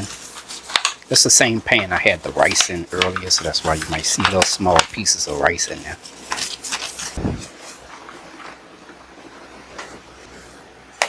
Now we're ready to put this in the oven.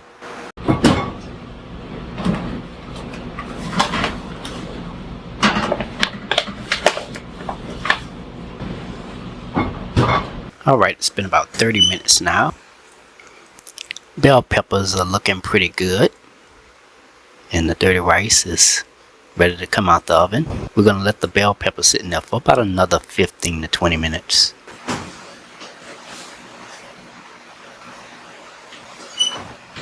And from there, our dirty rice is done. Alright, it's been about 45 minutes now for our stuffed bell peppers. Let's go ahead and remove this out of the oven.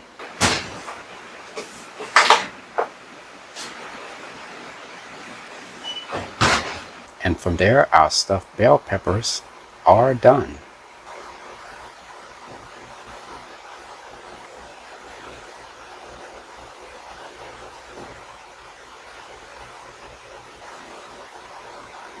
Alright, let's get started with cooking our greens. So in this large pot, we're going to add 4 tablespoons of salted butter in there.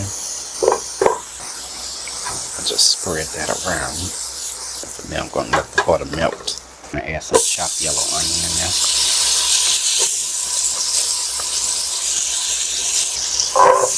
Real quick stir. Normally let it saute for about 6 minutes. Okay, next I'm going to add some pressed garlic, followed by our pork stock. Looks like a big jelly thing, but that's gonna melt. Yeah, when you make stock and it jiggles like that, it turns into this gelatin-like mixture. You did it right. You know what? I forgot to add this. I have some chicken stock left over. Might just add just a little bit of seasoning to it. Since we got that chicken stock, just add a little bit of Tony sachets, and that's it. You know what? I forgot to add the second thing of pork stock in there. I dumped that in there too.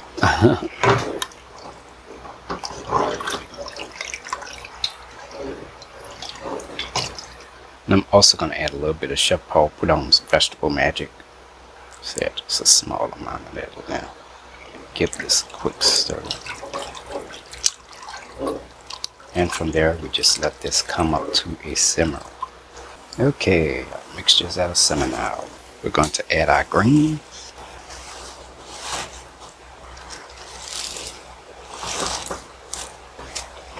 Now that's the first pan of greens, collard greens that I'm adding in there. Let's push that down into the liquid like that. This is the second half of the greens that we're adding in here.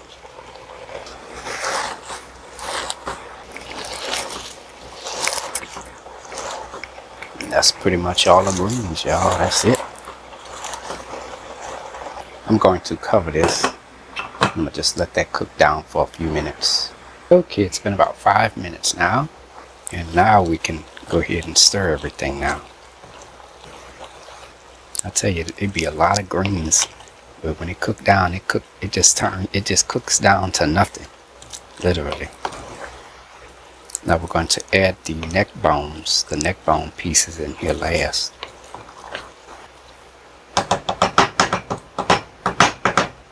I'm going to cover this, and I'm just going to let this cook until it's done. I'll let y'all know how long I cooked it for once it's finished.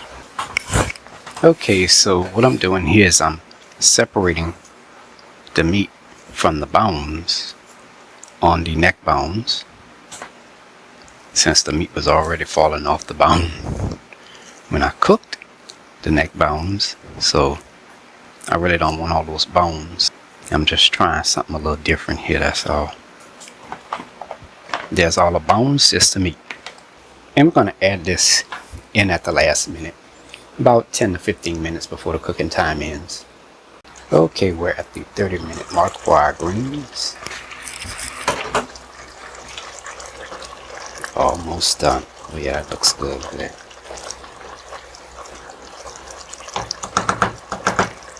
Okay, next we're going to add our neck bone pieces in there.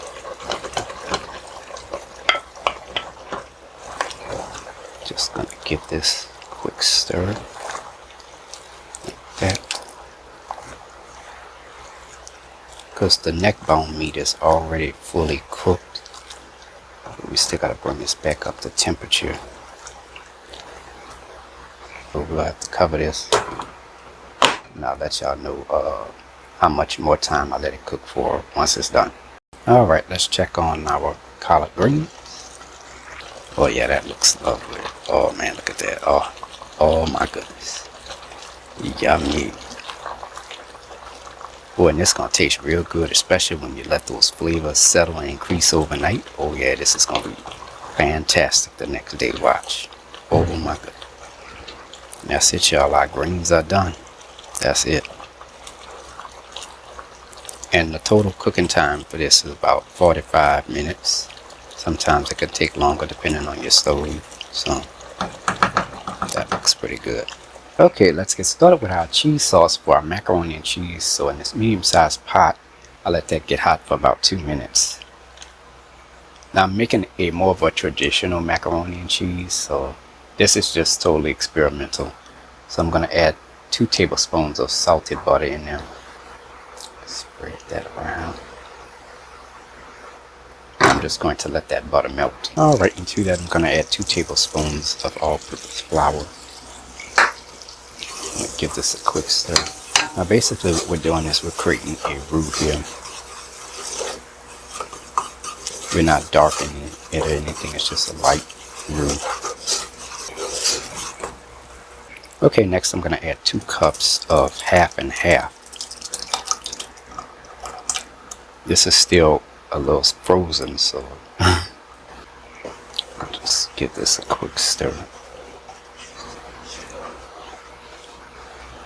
Okay, next I'm going to sprinkle some salt, black pepper, Tony Chachere's Creole seasoning, a little bit of granulated onion, and some granulated garlic. Now you add the seasoning according to how you want to. Just give this a quick stir. And once that gets hot enough, we'll add the cheese in there. Oh, and while I'm at it, I'm going to go ahead and add an additional 4 tablespoons of butter in there. I'm going to just let that melt in there. We're going to add the cheese. We're going to add 32 ounces of cheese in here. And plus the 4 ounces of the pepper jack cheese. So that's 2 8-ounce packages plus a half a package of the pepper jack cheese. Stir that in. Now I'm going to make double the recipe with this. The only thing I do is just stir it until the cheese melts. And there we have it. Our cheese has melted into the milk mixture. The milk and cream mixture, of course. Look at that. Oh, doesn't that look beautiful? Look at that. Now I'm going to make 2 batches of this. So this is the first batch and the second one will be coming up soon. Alright, so for our pan for our macaroni and cheese, we're just going to take a little bit of salted butter and we're just going to spread that along the bottom and the sides of the baking pan. Alright, here we have our cooked elbow macaroni in this large pot. It's still a little cool, so I'm going to go ahead and pour my cheese sauce right on in there. Look at that, just perfect.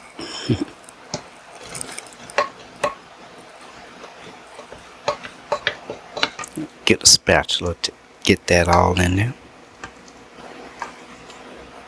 Alright, I got my wooden spoon here. This is a long wooden spoon here. So now I gotta have a strong arm stirring this.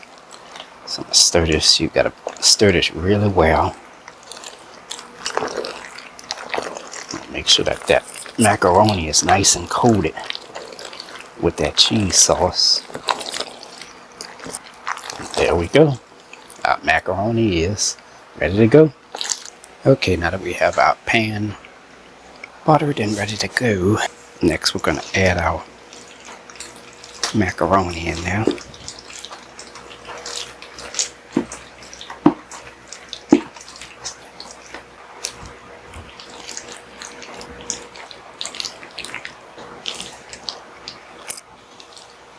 Alright, now that's ready to go in the oven.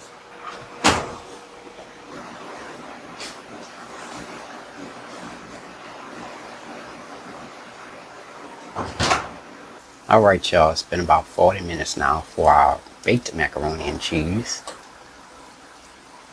Now let's remove this out of the oven.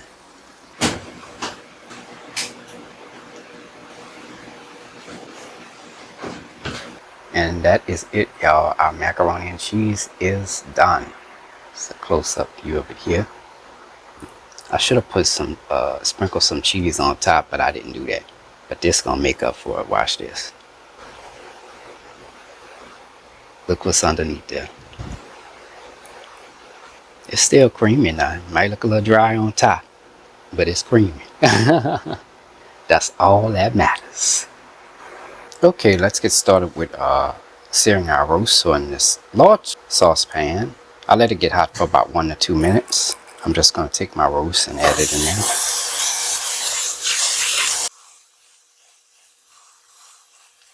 Oops, I forgot to put a little oil on my roast. See that weird thing?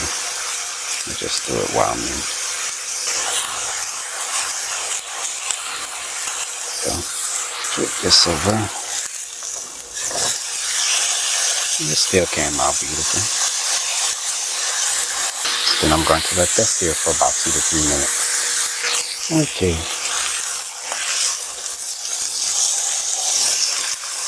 That looks good. So from there, we're just going to remove our roast from out the saucepan and place it into our crock pot. Okay, now we're going to deglaze the saucepan. So I'm just going to add some chopped yellow onions, some chopped celery, and some chopped green bell pepper. Just give that a quick stir.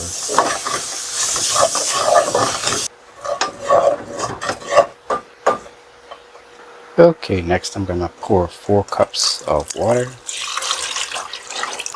and 1 teaspoon of better than bouillon beef base. Just gonna take my whisk and stir this.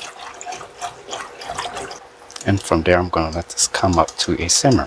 Alright, and while I'm at it, I'm gonna add about 1/4 teaspoon of dried thyme in there. And from there I'm just gonna give it a quick stir. And from there our beef stock mixture is ready. Okay, now I'm gonna pour my beef base mixture. Just gonna pour that on in there. Oops, sorry about that, y'all. Just gonna cover this and let that slow cook overnight. Alright, y'all, and that's it for day 5. Oh my goodness, y'all, I did it. I completed all the casserole dishes for today. I did the dirty rice, the stuffed bell peppers, the seafood dressing, the cornbread dressing, the greens, and the macaroni and cheese. And I even have my roast in my slow cook over there. Y'all, I was on the road. Yes! Boy, I tell you, I'm not really tired of anything. You might see it in my face a little bit that I'm tired, but I'm really not, after sitting up here, you know, cooking, cleaning, scrubbing pots, scrubbing the oven, cleaning my stove, sweeping, mopping. Oh my goodness, it was quite of a busy day. I've been doing this since early this morning. It's almost 7. It's what, 7 something? Yeah. Right on time too. So that way I can just finish enjoying the rest of my evening. Well, not really, because I still got more cleaning up to do. Just a little bit, not too much. And responsibilities, and then off to bed, and then tomorrow. Now, since I have some of the hardest dishes out of the way, I mean, all of those time-consuming dishes out the way, tomorrow is going to be a little bit easier. I have to do I have to get started with the candied yams, the sweet peas, the potato salad. I still haven't done the potatoes yet. I gotta do that. But it's just more simpler dishes than what it was in the previous days. And I may even have to make the apple pie tomorrow, so that is going to be a nice treat as well. I might do that toward the end of the day once I finish from cooking, making most of the dishes. But tomorrow is going to be real simple. Knock it out. Anyways, I hope you're enjoying the video so far, and I will see you all tomorrow.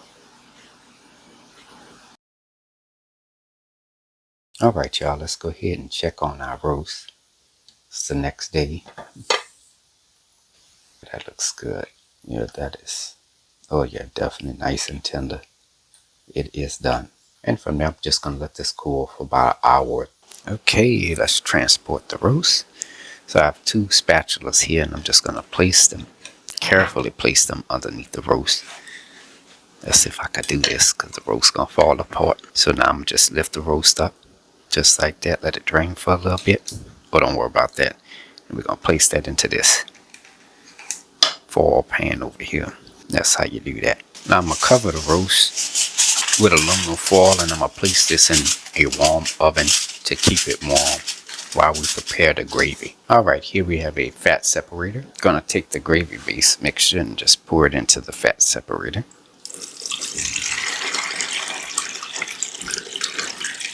Alright, and this is it right here.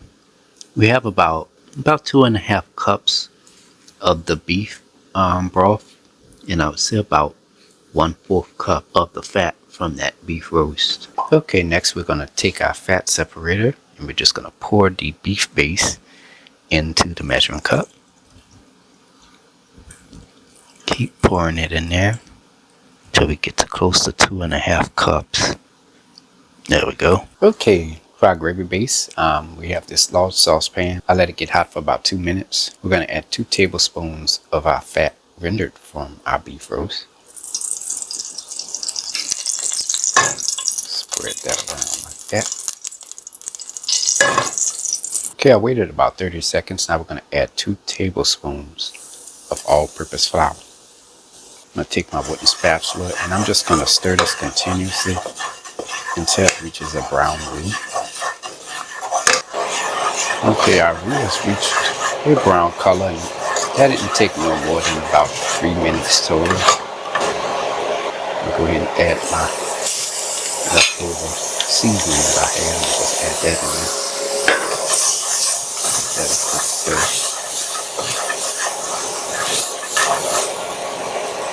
Followed by our 2.5 cups of beef stock.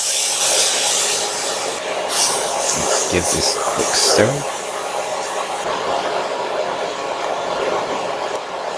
Alright, that looks good. Well, we're not going to add any seasoning or anything like that because most of that came from the roast when we seared it and cooked it and everything. And then we added the beef base in there, which already has salt in it. So we don't really need to add any additional seasoning to it. So I'm going to cover this. And I'm just going to let that simmer and turn into a gravy, and I'm going to let y'all know the cooking time once it's finished. Okay, I let this simmer for about 8 to 10 minutes. I'm just going to take my beef roast and just slide that on in there. Going to baste the beef roast with the gravy. And give it about 2 more minutes. Okay, it's been about 2 minutes now. Oh yeah, that looks wonderful.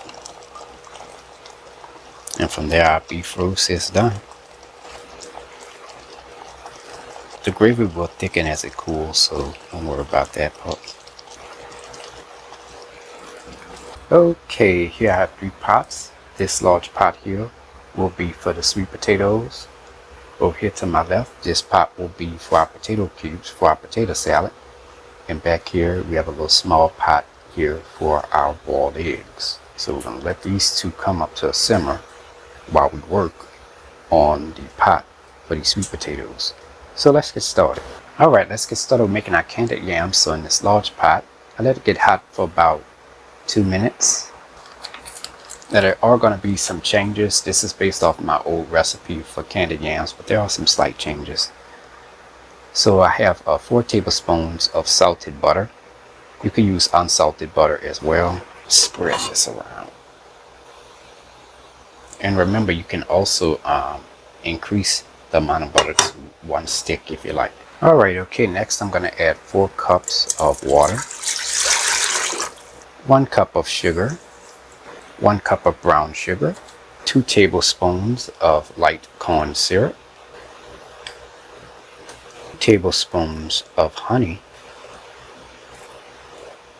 I'm sorry, 1 tablespoon of honey, 2 teaspoons of cinnamon, 1/4 teaspoon of nutmeg, 1/4 teaspoon of allspice, and of course 1 tablespoon of vanilla extract. I'm going to take my whisk and stir all the ingredients together.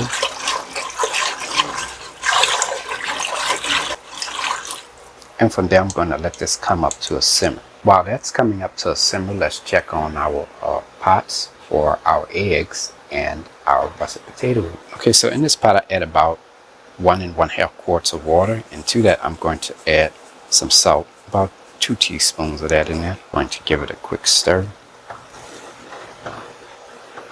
The water is hot enough, so let's add the potato cubes in there.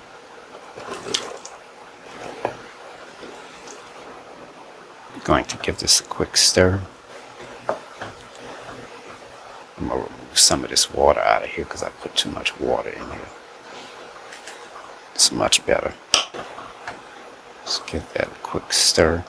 Now I'll let y'all know the cooking time for the potatoes once it's done. Okay, and for our pot, for our eggs, as you can see, that's at a simmer. I'm going to carefully drop the eggs into the simmering water.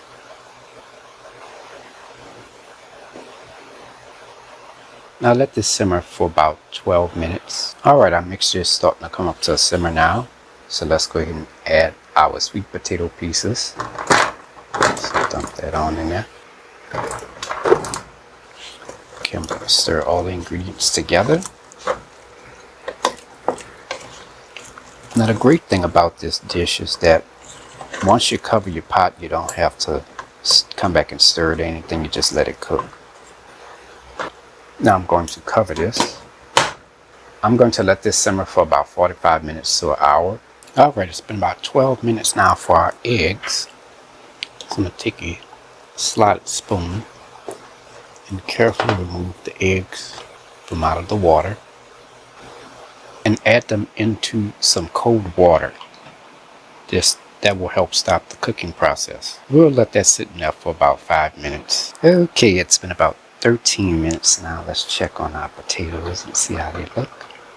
Just about ready. Yeah, that's good. Okay, I'm going to add the potatoes into the strainer. And I'm just going to let that cool. Alright, let's remove the shell off of our egg. So here we have an egg. We're just going to break the top and the bottom portions of the egg. And from there, I'm just going to peel the top of the eggshell off of the egg. And as I'm missing the egg off, I'm basically just peeling off the shell of the egg. Just as you see here. And there we go. Alright, let's make one of my all-time favorites, green peas. So in this medium-sized pot, I let it get hot for about 2 minutes. We're going to first start off by adding 4 tablespoons of salted butter in there. Spread that around a little bit. And let the butter melt. Okay, next I'm going to add some chopped yellow onion, just a little bit. Next I'm going to add 3 cans of the Lesser sweet peas. This is my favorite brand of green peas right here. It's the first can, second can, and the third can. And on top of that, we're going to add 1/4 cup of sugar. Just take my spoon and stir all the ingredients together. Now this is going to be very simple to cook. It's really simple and easy. One thing you have to do is just let it come up to a simmer first. And let it simmer for 5 minutes. And that's it. Alright y'all, it's been about 5 minutes total for our green peas. And that's basically it. Our green peas are done. And for best results, you just wait until the green peas cool completely before serving. Or you can let it cool until it's warm and then serve it. Alright, here we have a boiled egg. So we're just going to take and cut an incision going around the egg. Open it up. And there's the egg yolk. I'm going to take the egg yolk and place it into a bowl. And I'm going to place my egg whites onto this chopping board here. Just going to take a knife and just chop this up really well.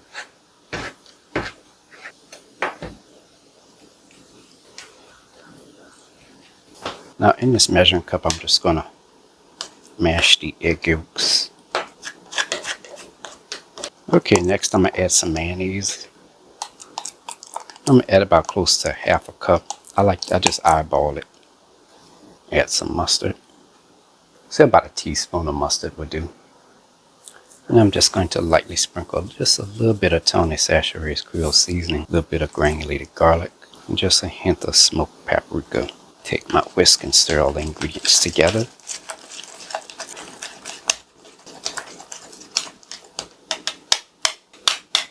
Okay, next I'm going to add just a little bit of chopped yellow onion,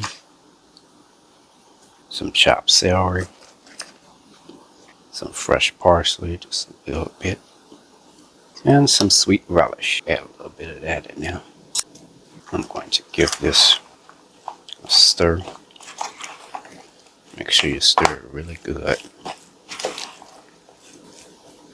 Add your chopped egg whites. I should have added that in there once before, but I didn't worry about that. Just stir that in. You could add the chopped egg whites when you add everything else. Okay, next I'm going to add my mayonnaise and egg yolk mixture. Only thing you got to do is just stir this all together. Stir it really well. Make sure them potatoes is covered really well with that mayonnaise mixture. While I'm at it, I'm just going to add just a little bit more Tony Chachere's Creole seasoning and just a little bit more sweet relish. I'll just stir this. And from there, our potato salad is done. It's complete.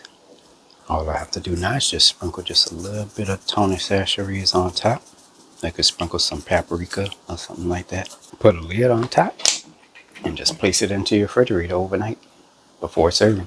Alright, it's been about an hour for our yams. Let's check it out. Let this cook down some. Oh yeah, that looks good. See, like that? This is how you can tell if your yams is done, especially with the syrup.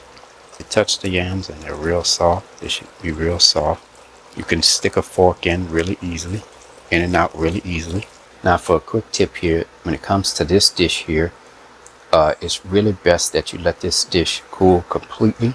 It's best that you serve this the very next day so that way the flavors can settle and increase overnight. Okay, let's get started with our apple pie filling. So here we have one large Granny Smith apple. I'm going to start by peeling the apple.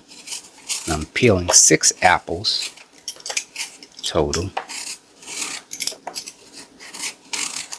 And there we go, all peeled. Just take an apple core and just press down on the apple. And there we go.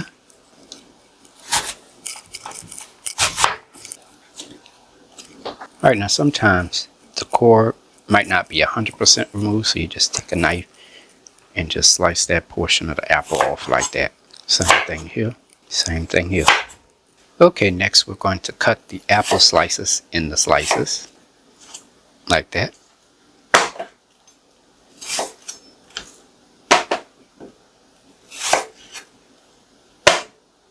And there we go. Okay, next I have a half a lemon here. I'm going to just squeeze just a little bit of the lemon on top of the apple slices. And from there we're just going to toss the apples with your hands. Now the lemon normally prevents the apples from turning brown, but as you can see my apples are already brown a little bit. But that's alright. Okay, next I'm going to add 3/4 cup of sugar, 1/4 cup of brown sugar, 3 tablespoons of cornstarch, 1 teaspoon of cinnamon, 1/8 of a teaspoon of nutmeg, 1/4 teaspoon of allspice, and 1/4 teaspoon of salt. I'm going to take a spoon and just stir this continuously for about 5 minutes. And as I stir the apples are going to release their juices. So you just want to stir this continuously. It might not look like anything now, but within a couple of minutes the apples will start to release their juices. Alright, and this is how apple slices look after 5 minutes. And as you can see down here, there's the juices from the apples that they released during the stirring process. Alright, on to the next step. Alright, so in this large pot with a strainer inside of it, I don't have my fire on my stove on. So first things first, we're going to add our apple slices in there. Okay, next I'm going to stir this for about 30 seconds. This is going to allow the juice to drain into the pot. Okay, I removed the strainer with the apples on top of it, and I set that on the side. So I preheated my fire on my stove to medium heat, and from there I'm just going to add 2 tablespoons of salted or unsalted butter. I'm going to just drop that in there, and I'm just going to let that butter melt. And from there I'm going to stir all the ingredients together. I'm going to let this simmer for a few minutes. I'll let you know the cooking time once it's done. Okay, I'll let this simmer for about 1 to 2 minutes. I'm going to turn my fire off. And from there I'm going to add 1 teaspoon of vanilla extract. Just give that one last final quick stir like that. And lastly, you're going to add the apple slices. Just drop them on in there. Whatever liquid they might have, just add that in there too. Alright, let's stir this really well. And there we go, ladies and gentlemen. Our apple filling is ready. It's just that simple. Alright, here we have our pie crust. Now, to separate the top and the bottom crust, you just eyeball it, cut it right in half. And that's it. You take both sections and roll them into a ball. Alright, I'm going to lightly flour the surface of my table. Add the dough on top of the table. Now this is the bottom crust here. So we're just going to press that down to form a flat circle. Sprinkle some more flour on top of there. Take my rolling pin and just roll this out. Now remember how I showed you from the middle, just like that.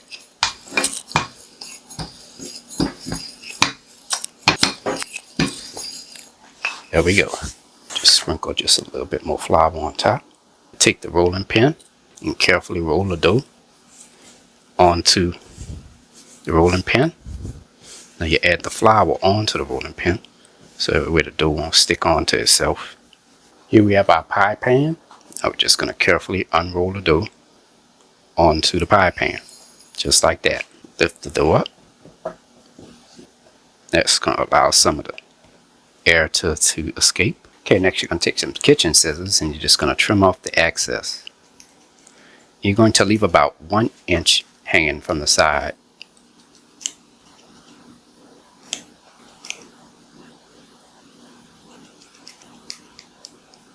Alright, that looks good. Okay, next I'm going to take a fork and just poke holes at the bottom of the crust. This will prevent the crust from bubbling up during the baking process. Okay, next we're going to take the outer edge of the pie crust, pretty much tuck it under just like that.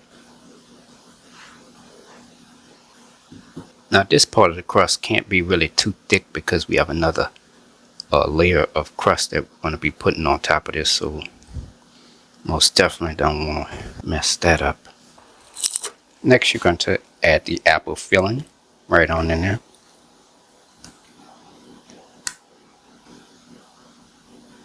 And from there you just pour the rest of the sauce on top. And I'm just going to take this and just shake it just a little bit to make everything even. And that's it. We're going to set this on the side while we prepare the second crust. And again, you're going to lightly flour the surface of your table, even though it's already floured. Alright, this is the second ball of dough. Just add that on top. And from there, I'm just going to press the dough down to form a flat circle. Flip that over for a second. Put some more flour on there. So make sure that the dough doesn't stick or anything like that.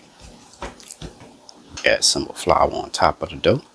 Take my rolling pin and roll the dough out.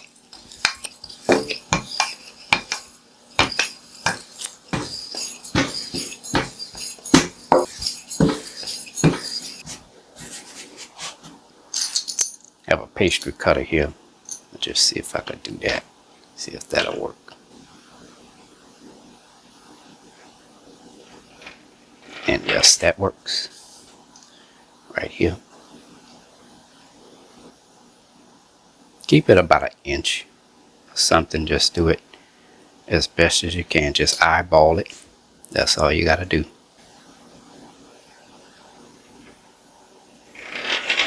Alright, that's basically it here. It's a close-up shot. Show y'all how it looks. I did the best I could. Now next we're going to take each strip of dough, as you see here. That's why we rolled it out so thin, so when we pick the dough up it's going to shrink a little bit. So we want to make sure it stays that way, stay thin. And from there I'm just going to place it onto the pie pan like that. Start on the end first.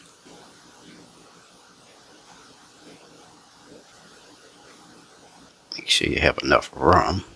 Trying to figure this out here. Oh, I'm praying I get this right. Alright, there we go. That's another piece right there. Let's see how I'm going to do this here.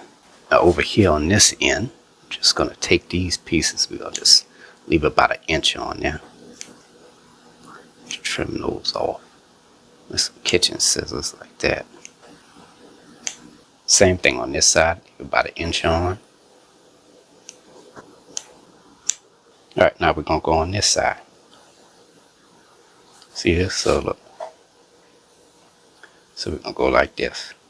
We're going to lift this up, lift this up, lift this up, lift this up. I'll take that, put that across like that. Put that back. Put that one back. But actually, put that one back and that one back. There's another piece here. Okay. That one up. Y'all, I don't know how I'm doing this, but I'm trying to figure it out as much as I possibly could. I'm just trying to get it done.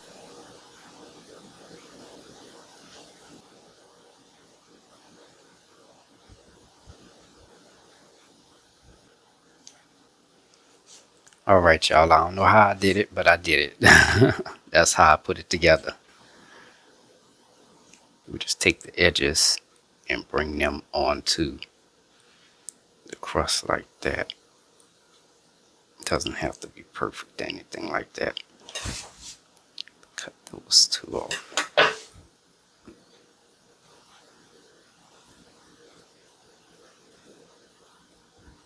Now, as far as forming the crust goes, we're just gonna do a little decoration.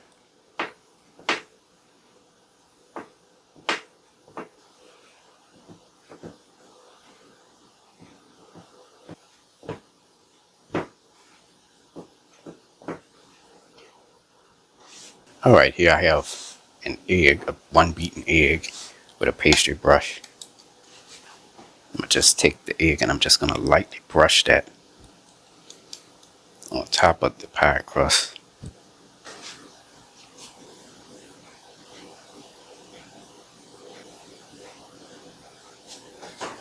Alright, here I have some cinnamon sugar mixture.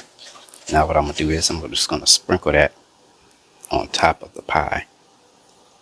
It's gonna give it a nice little pretty decoration. And from there, it is ready to be put in the oven.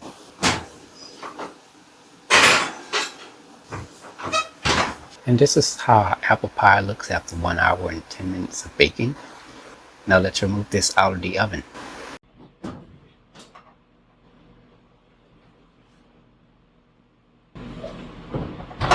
And from there, our apple pie is done. Look at that. Turned out wonderful. Alright, y'all, that's it for the day. Oh my goodness. I did everything I said I was going to do. Did the green peas, the yams, what else I did? The apple pie. Oh my goodness, I have flour all over me. Oh, and after spending over 15 hours in the kitchen yesterday, well, not 15, after spending over 12 hours in the kitchen yesterday, today, since I've done everything I needed to do, I'm going to rest myself for tonight. That's it. Because at first I was going to take the sweet potato pies and I was going to start making those. And I said, wait, hold up. I thought to myself, I said, no, don't put that on yourself. Because I was originally going to do all the pies, rest of the pies on Monday, like I said. So I said, you know what, don't do it. So tomorrow I'm going to get up early and start working on the pies and everything. And that's real simple to do. And lastly, it's going to be the hen, the turkey, and the dinner rolls. And that's basically it. Looking at a completion date about when? Well, Tuesday evening. Yeah, that's when I'm going to be finished cooking everything. And maybe I can show y'all the final presentation and everything then. We'll see. Yeah, but that's what it is. Tuesday evening I'll be done. After cooking over 17, after making over 17 items. Oh my goodness. I tell you, with the apple pie, I kind of ran into a little trouble putting it together. I never made a lattice top apple pie in so long. It's been over a decade. Yeah, so putting that together, I was like, I don't know. But you know, I did it, and that's basically it. Okay. Yeah. So anyways, let me stop babbling because I gotta clean up, and then I can't even rest yet. I still gotta clean up. So I'll see you all tomorrow. Alright, let's get started with making our sweet potato pies. So we already have our pie crust already made, frozen in the freezer and ready to go. One thing we have to do now is make the filling. So in these two bowls here, I have my pureed sweet potato, which we baked the sweet potato and we pureed it in a food processor. Now there's going to be some very slight alterations to the recipe. Just some changes as I'm experimenting here. So we're going to get started by adding 2 large eggs at room temperature and 4 tablespoons of melted salted butter. So the other one. I'm going to take my whisk and stir all the ingredients together. Now I'll stir this one.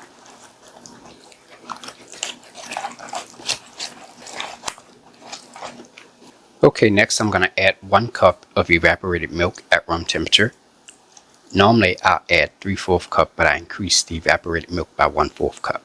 So it's 1 cup this time around. This is another change. So in these 2 measuring cups, I have 1 1/4 cups of white sugar, and the change is that I've added 1/4 cup of brown sugar. Add that in there. Just stir all the ingredients together. Now stir the other one. Scrape down the sides of both of your bowls. Okay, next I'm going to add 1 tablespoon of vanilla extract, 1 teaspoon of cinnamon, 1/8 of a teaspoon of nutmeg. Now, if you like a lot of spice, you just add 1/4 teaspoon of nutmeg, 1/8 of a teaspoon of allspice, and of course, if you like a lot of spice, you add 1/4 teaspoon of allspice. And lastly, we're going to add 1/8 of a teaspoon of salt. Not going to add 1/4 teaspoon like I normally do because I've added salted butter into the filling, so we cut the salt in half. Alright, stir all the ingredients together. Make sure you stir this really well. Okay, now this one. Again, make sure you stir it really well, because sometimes the spices and the cinnamon might clump up in there. That's why it's good to always have a whisk to stir your ingredients together. I hear that some people like to add lemon flavor or lemon in their sweet potato pie filling. I don't know why, but I'm gonna have to give it a try someday. You never know until you try, I guess. And from there, our sweet potato pie filling is ready.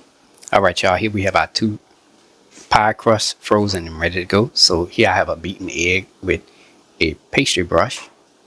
Just take a little bit of that beaten egg, and I'm just going to lightly brush the edge of the pie dough with the egg. Now next, what I'm going to do is I have some cinnamon sugar. I'm just being a little experimental here. And I'm just going to take that and I'm just going to sprinkle that onto the crust. I'm just being a little experimental here, y'all. That's all that is to it.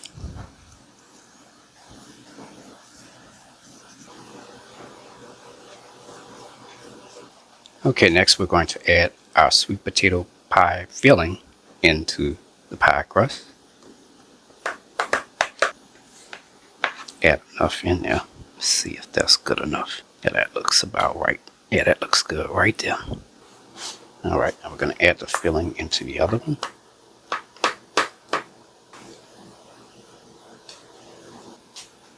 Now next, all you have to do is you have to to make it even, you just take your pan and just shake it like that. That'll make the batter even and everything. Alright. Now these are ready to go in the oven. I normally bake these in a preheated 350-degree oven, either on the bottom or the middle rack, for about 1 hour.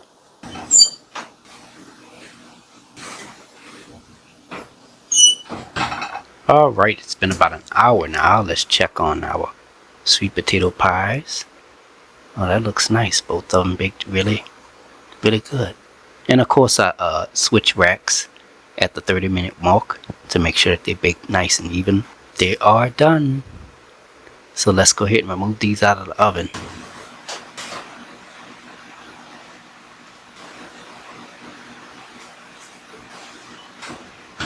And from there, both of our sweet potato pies, this is one here, and that's the other one over here. They are done. Alright, let's get started with making our sweet potato and our pecan pie. So these are the last 2 pies we're going to be making here. And the ingredients are going to differ between the sweet potato and the pecan. So we're going to start with the sweet potato, and then we're going to alternate from the sweet potato to the pecan, and so forth. Okay? So listen very carefully. For the sweet potato pie, here we have the pureed sweet potatoes, which we got from the 3 sweet potatoes that we baked. And for the pecan pie, we have 1 cup of light corn syrup. For the sweet potato pie, we're going to add 2 large eggs at room temperature and 4 tablespoons of melted salted butter. And for the pecan pie, we're going to add 3 large eggs at room temperature and 4 tablespoons of melted salted butter. I'm going to stir all the ingredients together. I'm going to start with the sweet potato pie. Remember to always stir just a little bit slowly and then increase your speed as you go. Make sure you stir it really well.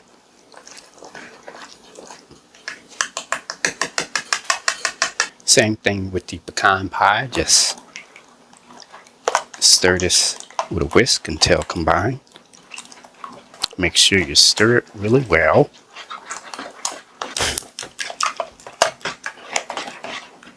Okay, next I'm going to add 1 cup of evaporated milk at room temperature. Now this is the same changes from earlier from when I did the other sweet potato pies. Okay, so I have 1 1/4 cups of white sugar, and to that I've added 1/4 cup of brown sugar. So that'll equal to 1 1/2 cups of sugar total. So just pour that in there. And these ingredients is for our sweet potato pie. For our pecan pie, here I have 2 tablespoons of evaporated milk at room temperature. Just add that in there. And to that, here I have 1 cup of white sugar and 1/4 cup of brown sugar. I'm going to stir all the ingredients together. Same thing with the pecan pie batter. Just give this a quick stir. Just stir it with a whisk until combined. Okay, next for our sweet potato pie, we're going to add 1 teaspoon of cinnamon, 1/8 of a teaspoon of nutmeg. You can increase it to 1/4 teaspoon of nutmeg if you like a lot of spice in your pie. 1/8 of a teaspoon of allspice. You can also increase it to 1/4 teaspoon of allspice if you like a lot of spice in your pie. 1 tablespoon of vanilla extract and 1/8 of a teaspoon of salt. And for the pecan pie, only thing you need is 1 tablespoon of vanilla extract and 1/8 of a teaspoon of salt. So I'm going to add that in now. Okay, here I have some amaretto. For the pecan pie, I'm just being a little experimental here. I'm going to add 1 tablespoon of the amaretto liquor right on in there. And from there, I'm going to stir all the ingredients together. Make sure you stir this really well. Scrape down the sides of your bowl and stir it some more. And there we have it. Our sweet potato pie batter is ready. Same thing with the pecan pie. Take a whisk and stir all the ingredients together until combined. Make sure you stir this really well. And for our pecan pie batter, we have 2 cups of pecan halves. Add that in there. And I'm just going to fold the pecans into the liquid. And there we go. Our pecan pie batter is ready. Alright, here we have our 2 pie crusts frozen and ready to go. So what we're going to do now, just like how we did with the other 2 sweet potato pies, here we have some beaten eggs with a pastry brush. We're just going to take a little bit of that egg and we're just going to brush that onto the crust. This is going to help the crust to brown during the baking process. And you could also add a little bit on this part too, on the inside of the crust too, if you like. That's totally up to you what you want to do. Then next, just take your cinnamon sugar mixture, sprinkle it onto the edge of the pie crust. Just like that. You can even add some on the inside if you want to. Same thing with the pecan pie. Alright, now I'm going to place these into a preheated 350-degree oven. I'm going to place my sweet potato pie on the lower rack, and I'm going to place my pecan pie on the upper rack. The sweet potato pie will take an hour to bake. The pecan pie might take about 10 minutes longer, so it'll be about an hour and 10 minutes. Okay, it's been about 1 hour now. Let's check on our sweet potato pie. Oh yeah, that looks nice. That's the pecan pie down there. We got to give that a few more minutes before we take that out of the oven. But in the meantime, let's remove the sweet potato pie out of the oven.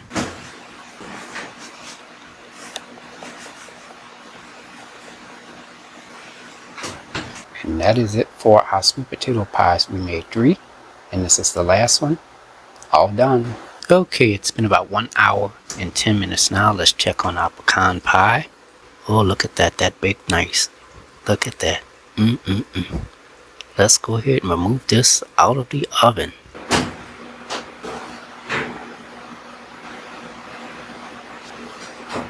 Okay, let's get started with our oven roasted Cornish hens. So I have 2 Cornish hens here in a strainer. And from now I'm just going to rinse the Cornish hens off with cold water. Make sure that they are completely thawed. Now, sometimes you might have to check inside the cavity and see if they have any parts in there. I don't think there's any parts in here. I don't think. Got a little something. Oh, still a little ice, but other than that, it's really empty, like talking about it. Really sort of suggested to do a whole chicken, but Cornish hens it is. Hello. Okay, now I'm inspecting the Cornish hen. As you can see, there's some excessive skin here. Just trim that off on this side, excessive skin.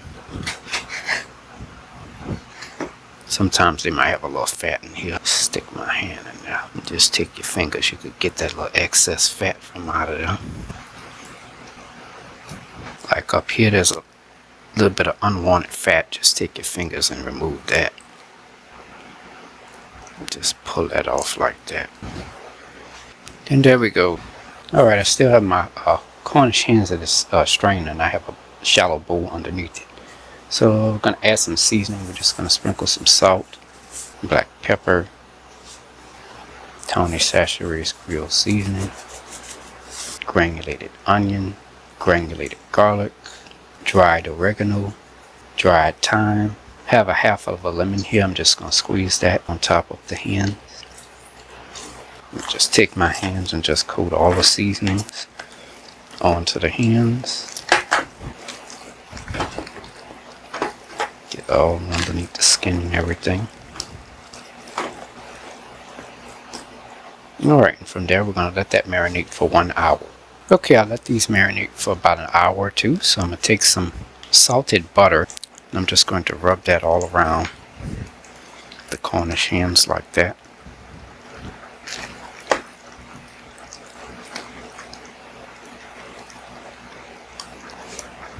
Alright, so next I'm going to take my Cornish hen. I'm going to just place one in there for right now, because we're gonna tie them up with the food ties. So put that underneath there. I'm going to just tie this up.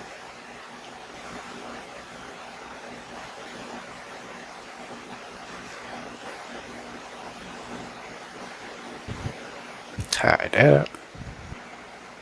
Trim off the excess with kitchen scissors. And there we go. Okay, now that we have that tied together, we're just gonna sprinkle just a little bit of Tony Chachere's grilled seasoning, just a light sprinkle on top. And I have some poultry seasoning here. Just gonna sprinkle just a little bit of that on top too. Okay, next I'm gonna add some cubed salted butter around the baking pan.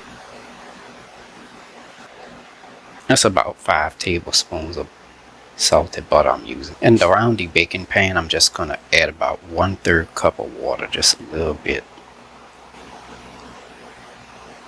That's all of that's going to evaporate during the baking process anyways. Alright, now it's ready to go in the oven.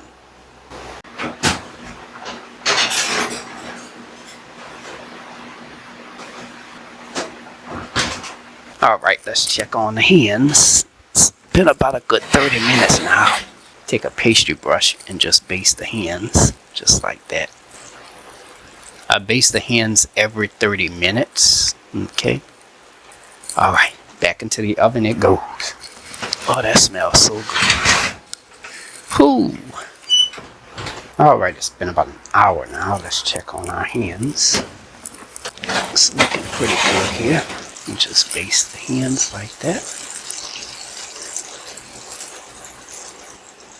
Alright. Since they're done, I'm going to just put them in my oven broiler for about 1 to 2 minutes so that way it could get a little bit more crispy at the top. It's been about 2 minutes now. Let's check on our Cornish hens. Okay, that looks a lot better. Yeah, that looks good. Got a nice little brown on it.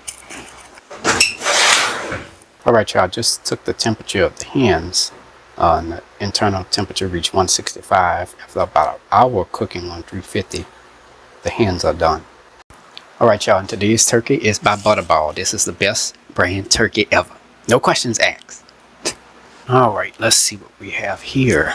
Alright, so turkey cavity is here. So this is the giblet and everything. Oh, you know what? This is the front of the turkey. I am tripping. I thought I was in the cavity of the turkey, but this is the front of the turkey. Oops, let me flip it over.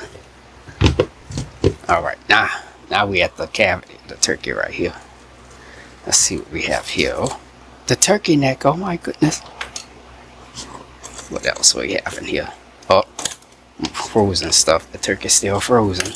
Even after 6 days almost of defrosting, it's still frozen, but it ain't too frozen. Nah, it's good. It's good. Alright, so now what I'm going to do is I'm going to just carefully start by rinsing the turkey off with some water. Just want to do this as a precaution, of course. Just make sure you rinse it off really good. Alright. There we go.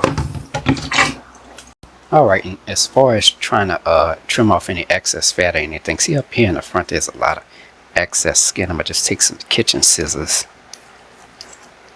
and I'm just going to trim that off. Too much of skin. Just a little fat right here. I could just trim a little bit of that off.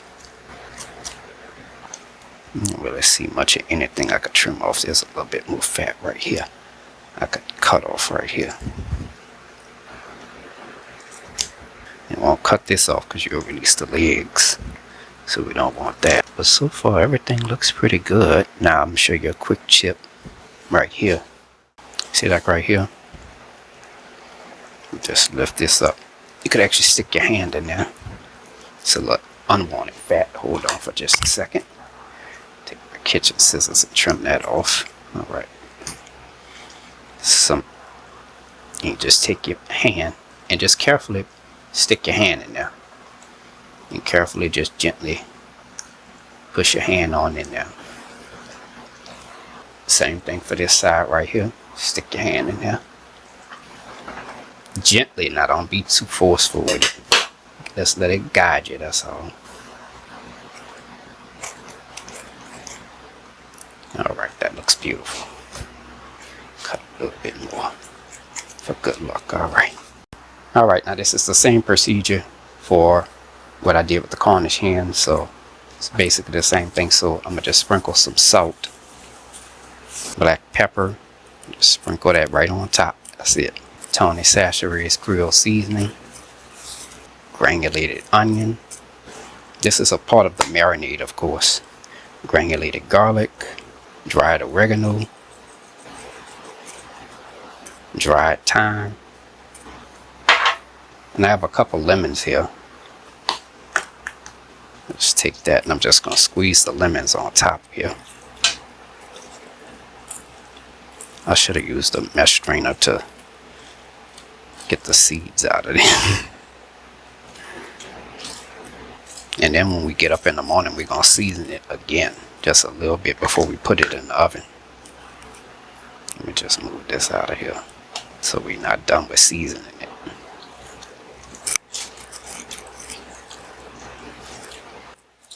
That was about 2 lemons too. I'm going to just take my hands and rub all those seasonings around. I'm going to take some and put some on the inside of the turkey as well.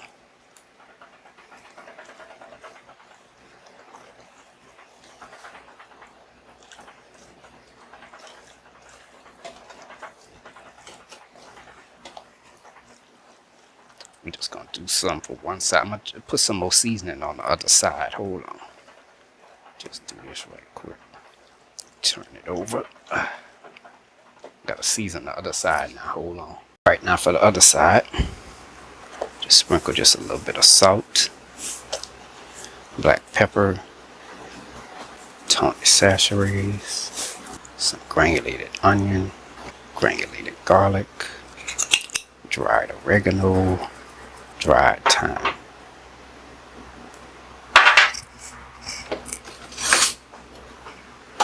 Tilt the pan to get some of this lemon juice from down here. Just put a little bit on there. There. Alright. Alright. Take my hands and just coat those seasonings and stuff all around the turkey. Like that. Alright, here I have a large pot. I put a large clear plastic bag in there.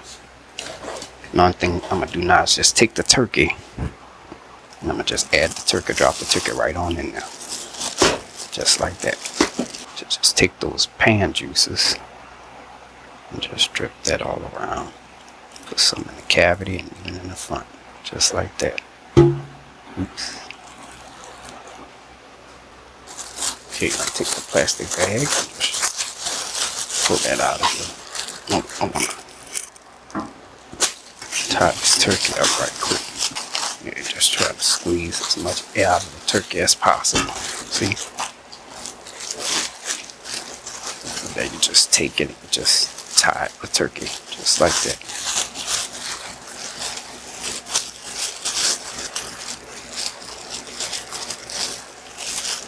And then in the morning when we get up, we just put the turkey in the oven. From there you just take the turkey and put it back in the pot. Just like that. And from there I'm just going to place this in my refrigerator and let it marinate overnight. Alright, let's get started making our dinner rolls. So in our stand mixer bowl, we're going to add 3 3/4 cups of bread flour, 3 tablespoons of sugar, 2 teaspoons of instant yeast, and 1 teaspoon of salt. Just take my spoon and give this a quick stir. Alright, so let's get started with mixing our dough. So in our stand mixer bowl, I fitted it with the whisk attachment. So I'm going to add 1 1/2 cups of warm water. Temperature of the water should be about 115 to 120 degrees Fahrenheit.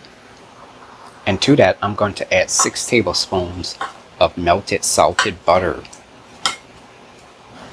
Okay, so I'm going to mix this on a medium-low speed, or according to your stand mixer's instructions on mixing doughs, for about 4 to 5 minutes.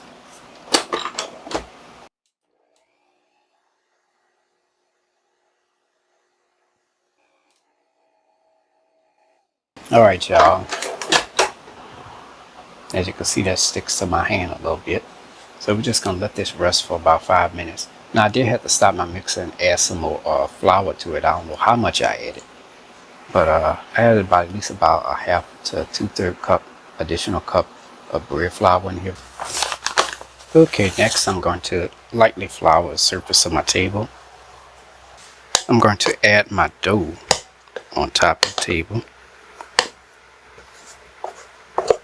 Still a little sticky, but don't worry about that.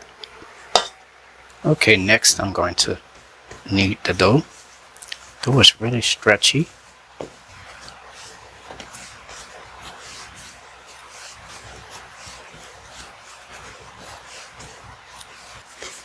It's pretty good.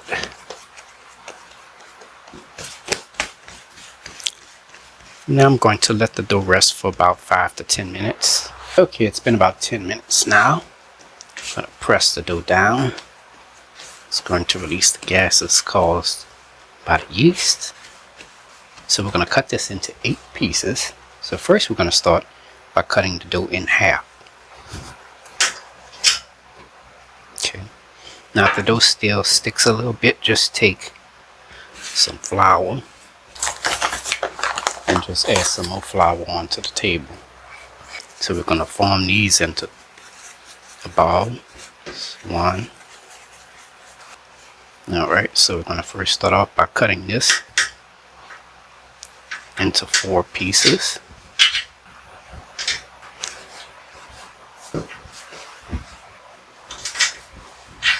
Form those into a ball. We're going to cut these in half.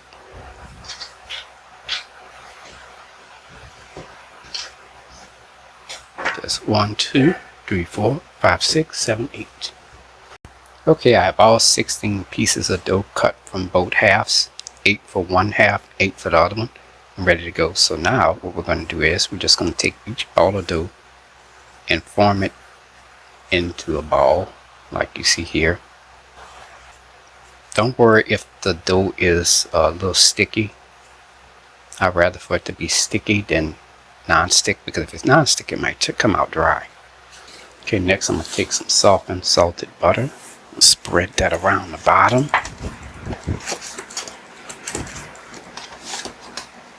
And the sides of my baking pan. Okay, next I'm going to add my dinner rolls into the baking pan. I'm going to add 5 on this row here. Make sure that it's spaced out a little bit.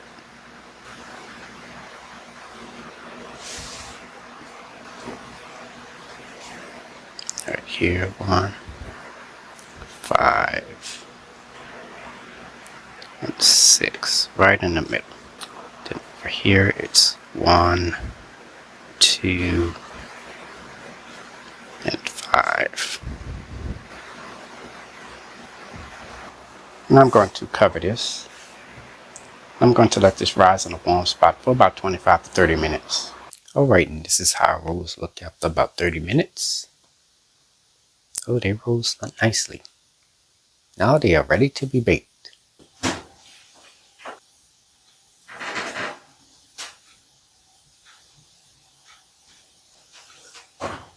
Alright, it's been about 18 minutes now. Let's go ahead and check on the dinner rolls. Oh wow, those turned out nice. Now let's remove them out of the oven.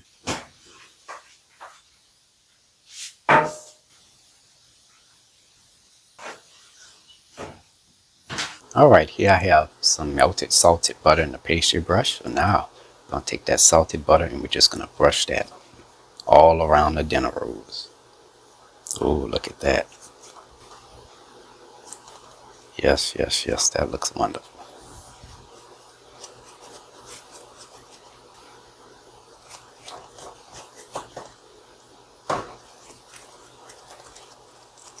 And after that, the dinner rolls are ready to be served. They are done. Alright, y'all, and that's it for day 7, I think. Yeah, it is day 7. Oh my goodness. I've been doing this for 7 days, and tomorrow is going to be day 8. But the good news is, I literally finished everything. I got up, I took care of business, I did all the pie, finished all the pies. I did the Cornish hens. By the time I did the turkey, when I brined the turkey, I said, oh, I'm feeling good. I said, let me go ahead and finish and get this done. So and then I decided at the last minute that I was going to go ahead and do the dinner rolls, because I was like, you know what? What if I did the dinner rolls tonight? And that way tomorrow, the only thing I got to do is make the turkey and I'm finished. Yes.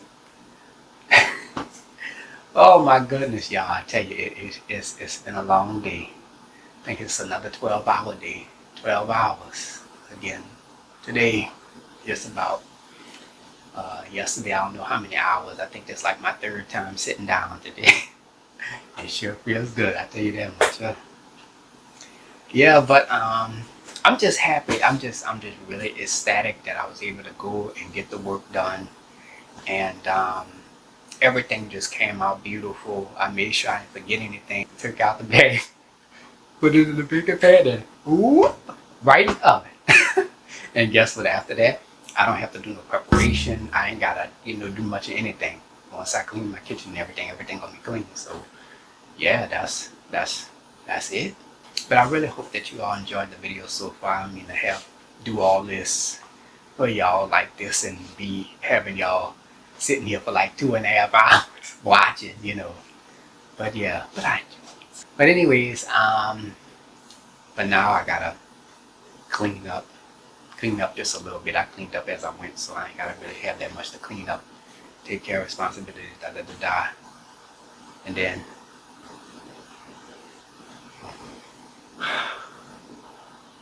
hey, miss some sleep. But anyways, I'll see you all tomorrow. the finale. Yes!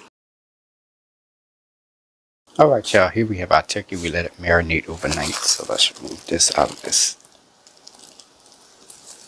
pot here. And from there we're just going to add the turkey right on in there. First step is we're going to cut this open like that. The turkey over like this. And from there just pull the plastic bag off. And that's that. Alright, so here I have some melted salted butter, and I'm just going to pour some on the turkey. Just pour a little bit on this side here. Just rub that around the turkey as best as you can. It doesn't have to be perfect. It's going to turn solid anyways. So yeah, we have to baste the turkey anyways. Let's turn it over. I'm just going to pour the butter on that side. Don't try to smear it around anything, just pour it on top of there. And there we go. And then from there we can flip it back over. We got a little bit more butter. Okay, now if you want to inject the turkey with a marinade or anything, you'll need a flavor injector. And take the injector, insert it into the turkey parts, and then go from there. You may have to turn the turkey over, insert the injector, and go from there. You can do that at this time if you like. Alright, I'm going to place some food ties underneath the turkey. Just go like that. I just want to tie the wings. Tie the wings closer to the body cavity. Just going to tie that. Just like that. Okay, and from there I'm going to cut excess off with kitchen scissors, and there we go. Okay, that looks pretty good. Okay, next I'm just going to very lightly sprinkle some Tony sachet, just a little bit, and just a light sprinkle of poultry seasoning, just a little bit. And as you can see here, we already have some liquid from the marinade, but we're also going to add a half a cup of water in here. Mostly all this is going to evaporate during the baking process. Now it is ready to be baked.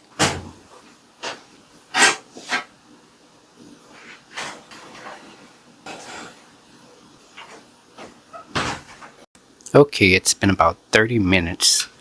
Let's go ahead and check on our turkey. Okay, next I'm going to take a pastry brush. I'm just going to baste the turkey. It's looking good already.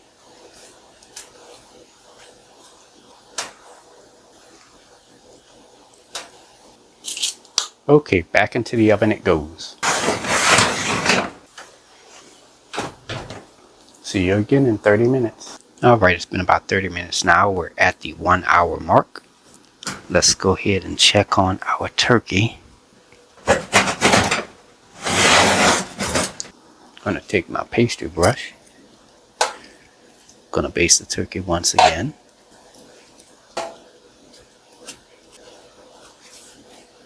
Get on this side here.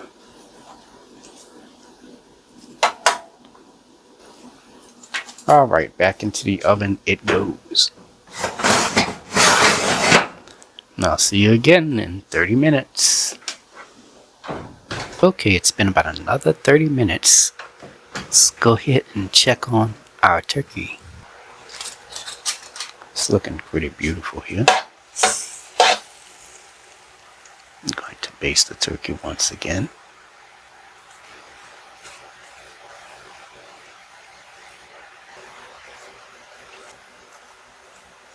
I'm going to go ahead and pour some more water in there.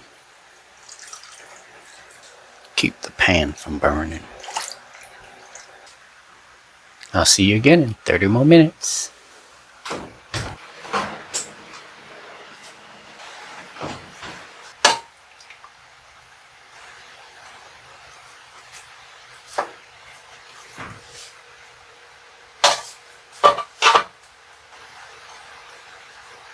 Okay, next I'm going to baste the turkey once again with the pastry brush.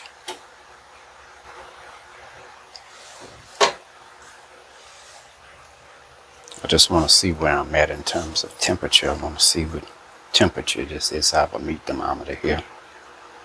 Start monitoring the temperature here. Not quite there yet. About 140 degrees right now at this point. Not quite there yet. Back into the oven it goes. We'll have to let it bake for another hour. Maybe about another hour before it's done.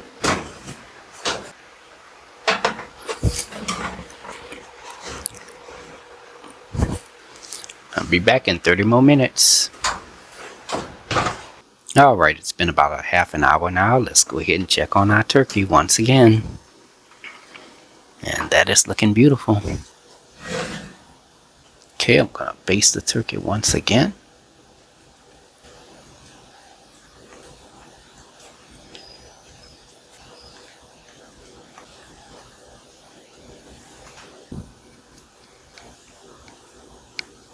Okay, back into the oven it goes.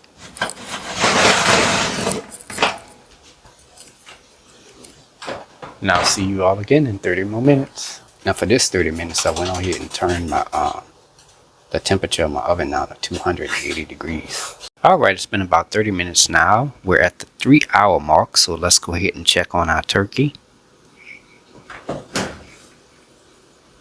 Oh yeah, that looks pretty good.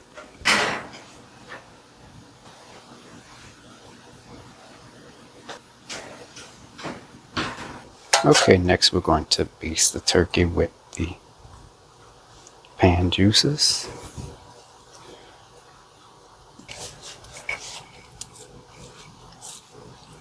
Alright, here goes nothing. Let's see what happens here. Alright y'all, we're currently at 165. The turkey is done. Next I'm just going to cut this off right here. And let this cool for about an hour or two, and after that it's ready to be served. Alright y'all, and that's it. After 8 long days of preparing, cooking, baking, all 17 items are now complete. Thanksgiving dinner is done. When you gonna come get a plate? You ready? Let me stop playing. But yeah, if y'all made it this far in the video, I would like to thank you all so very much. I really appreciate you all for watching. And I just don't know what to say. I'm just very happy to get it done. And, you know, yeah. But now, since I've completed everything, now I can show you the final food presentation. That's right. So I'm going to show you all the items. I'm going to lay all the items out on the table, and I'm going to show you all the items. So let's go. Alright y'all, here is the food.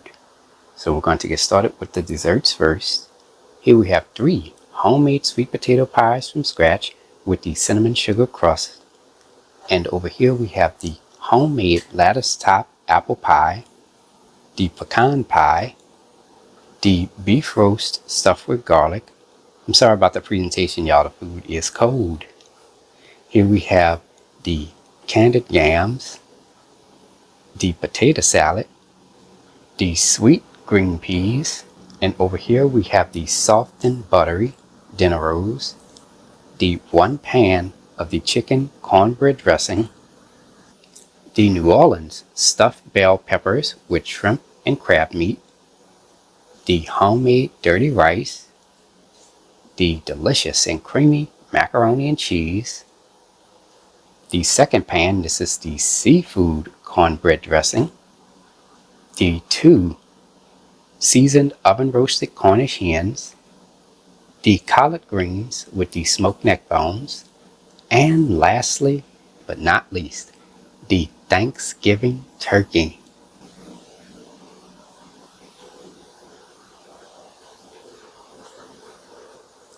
And there we have it.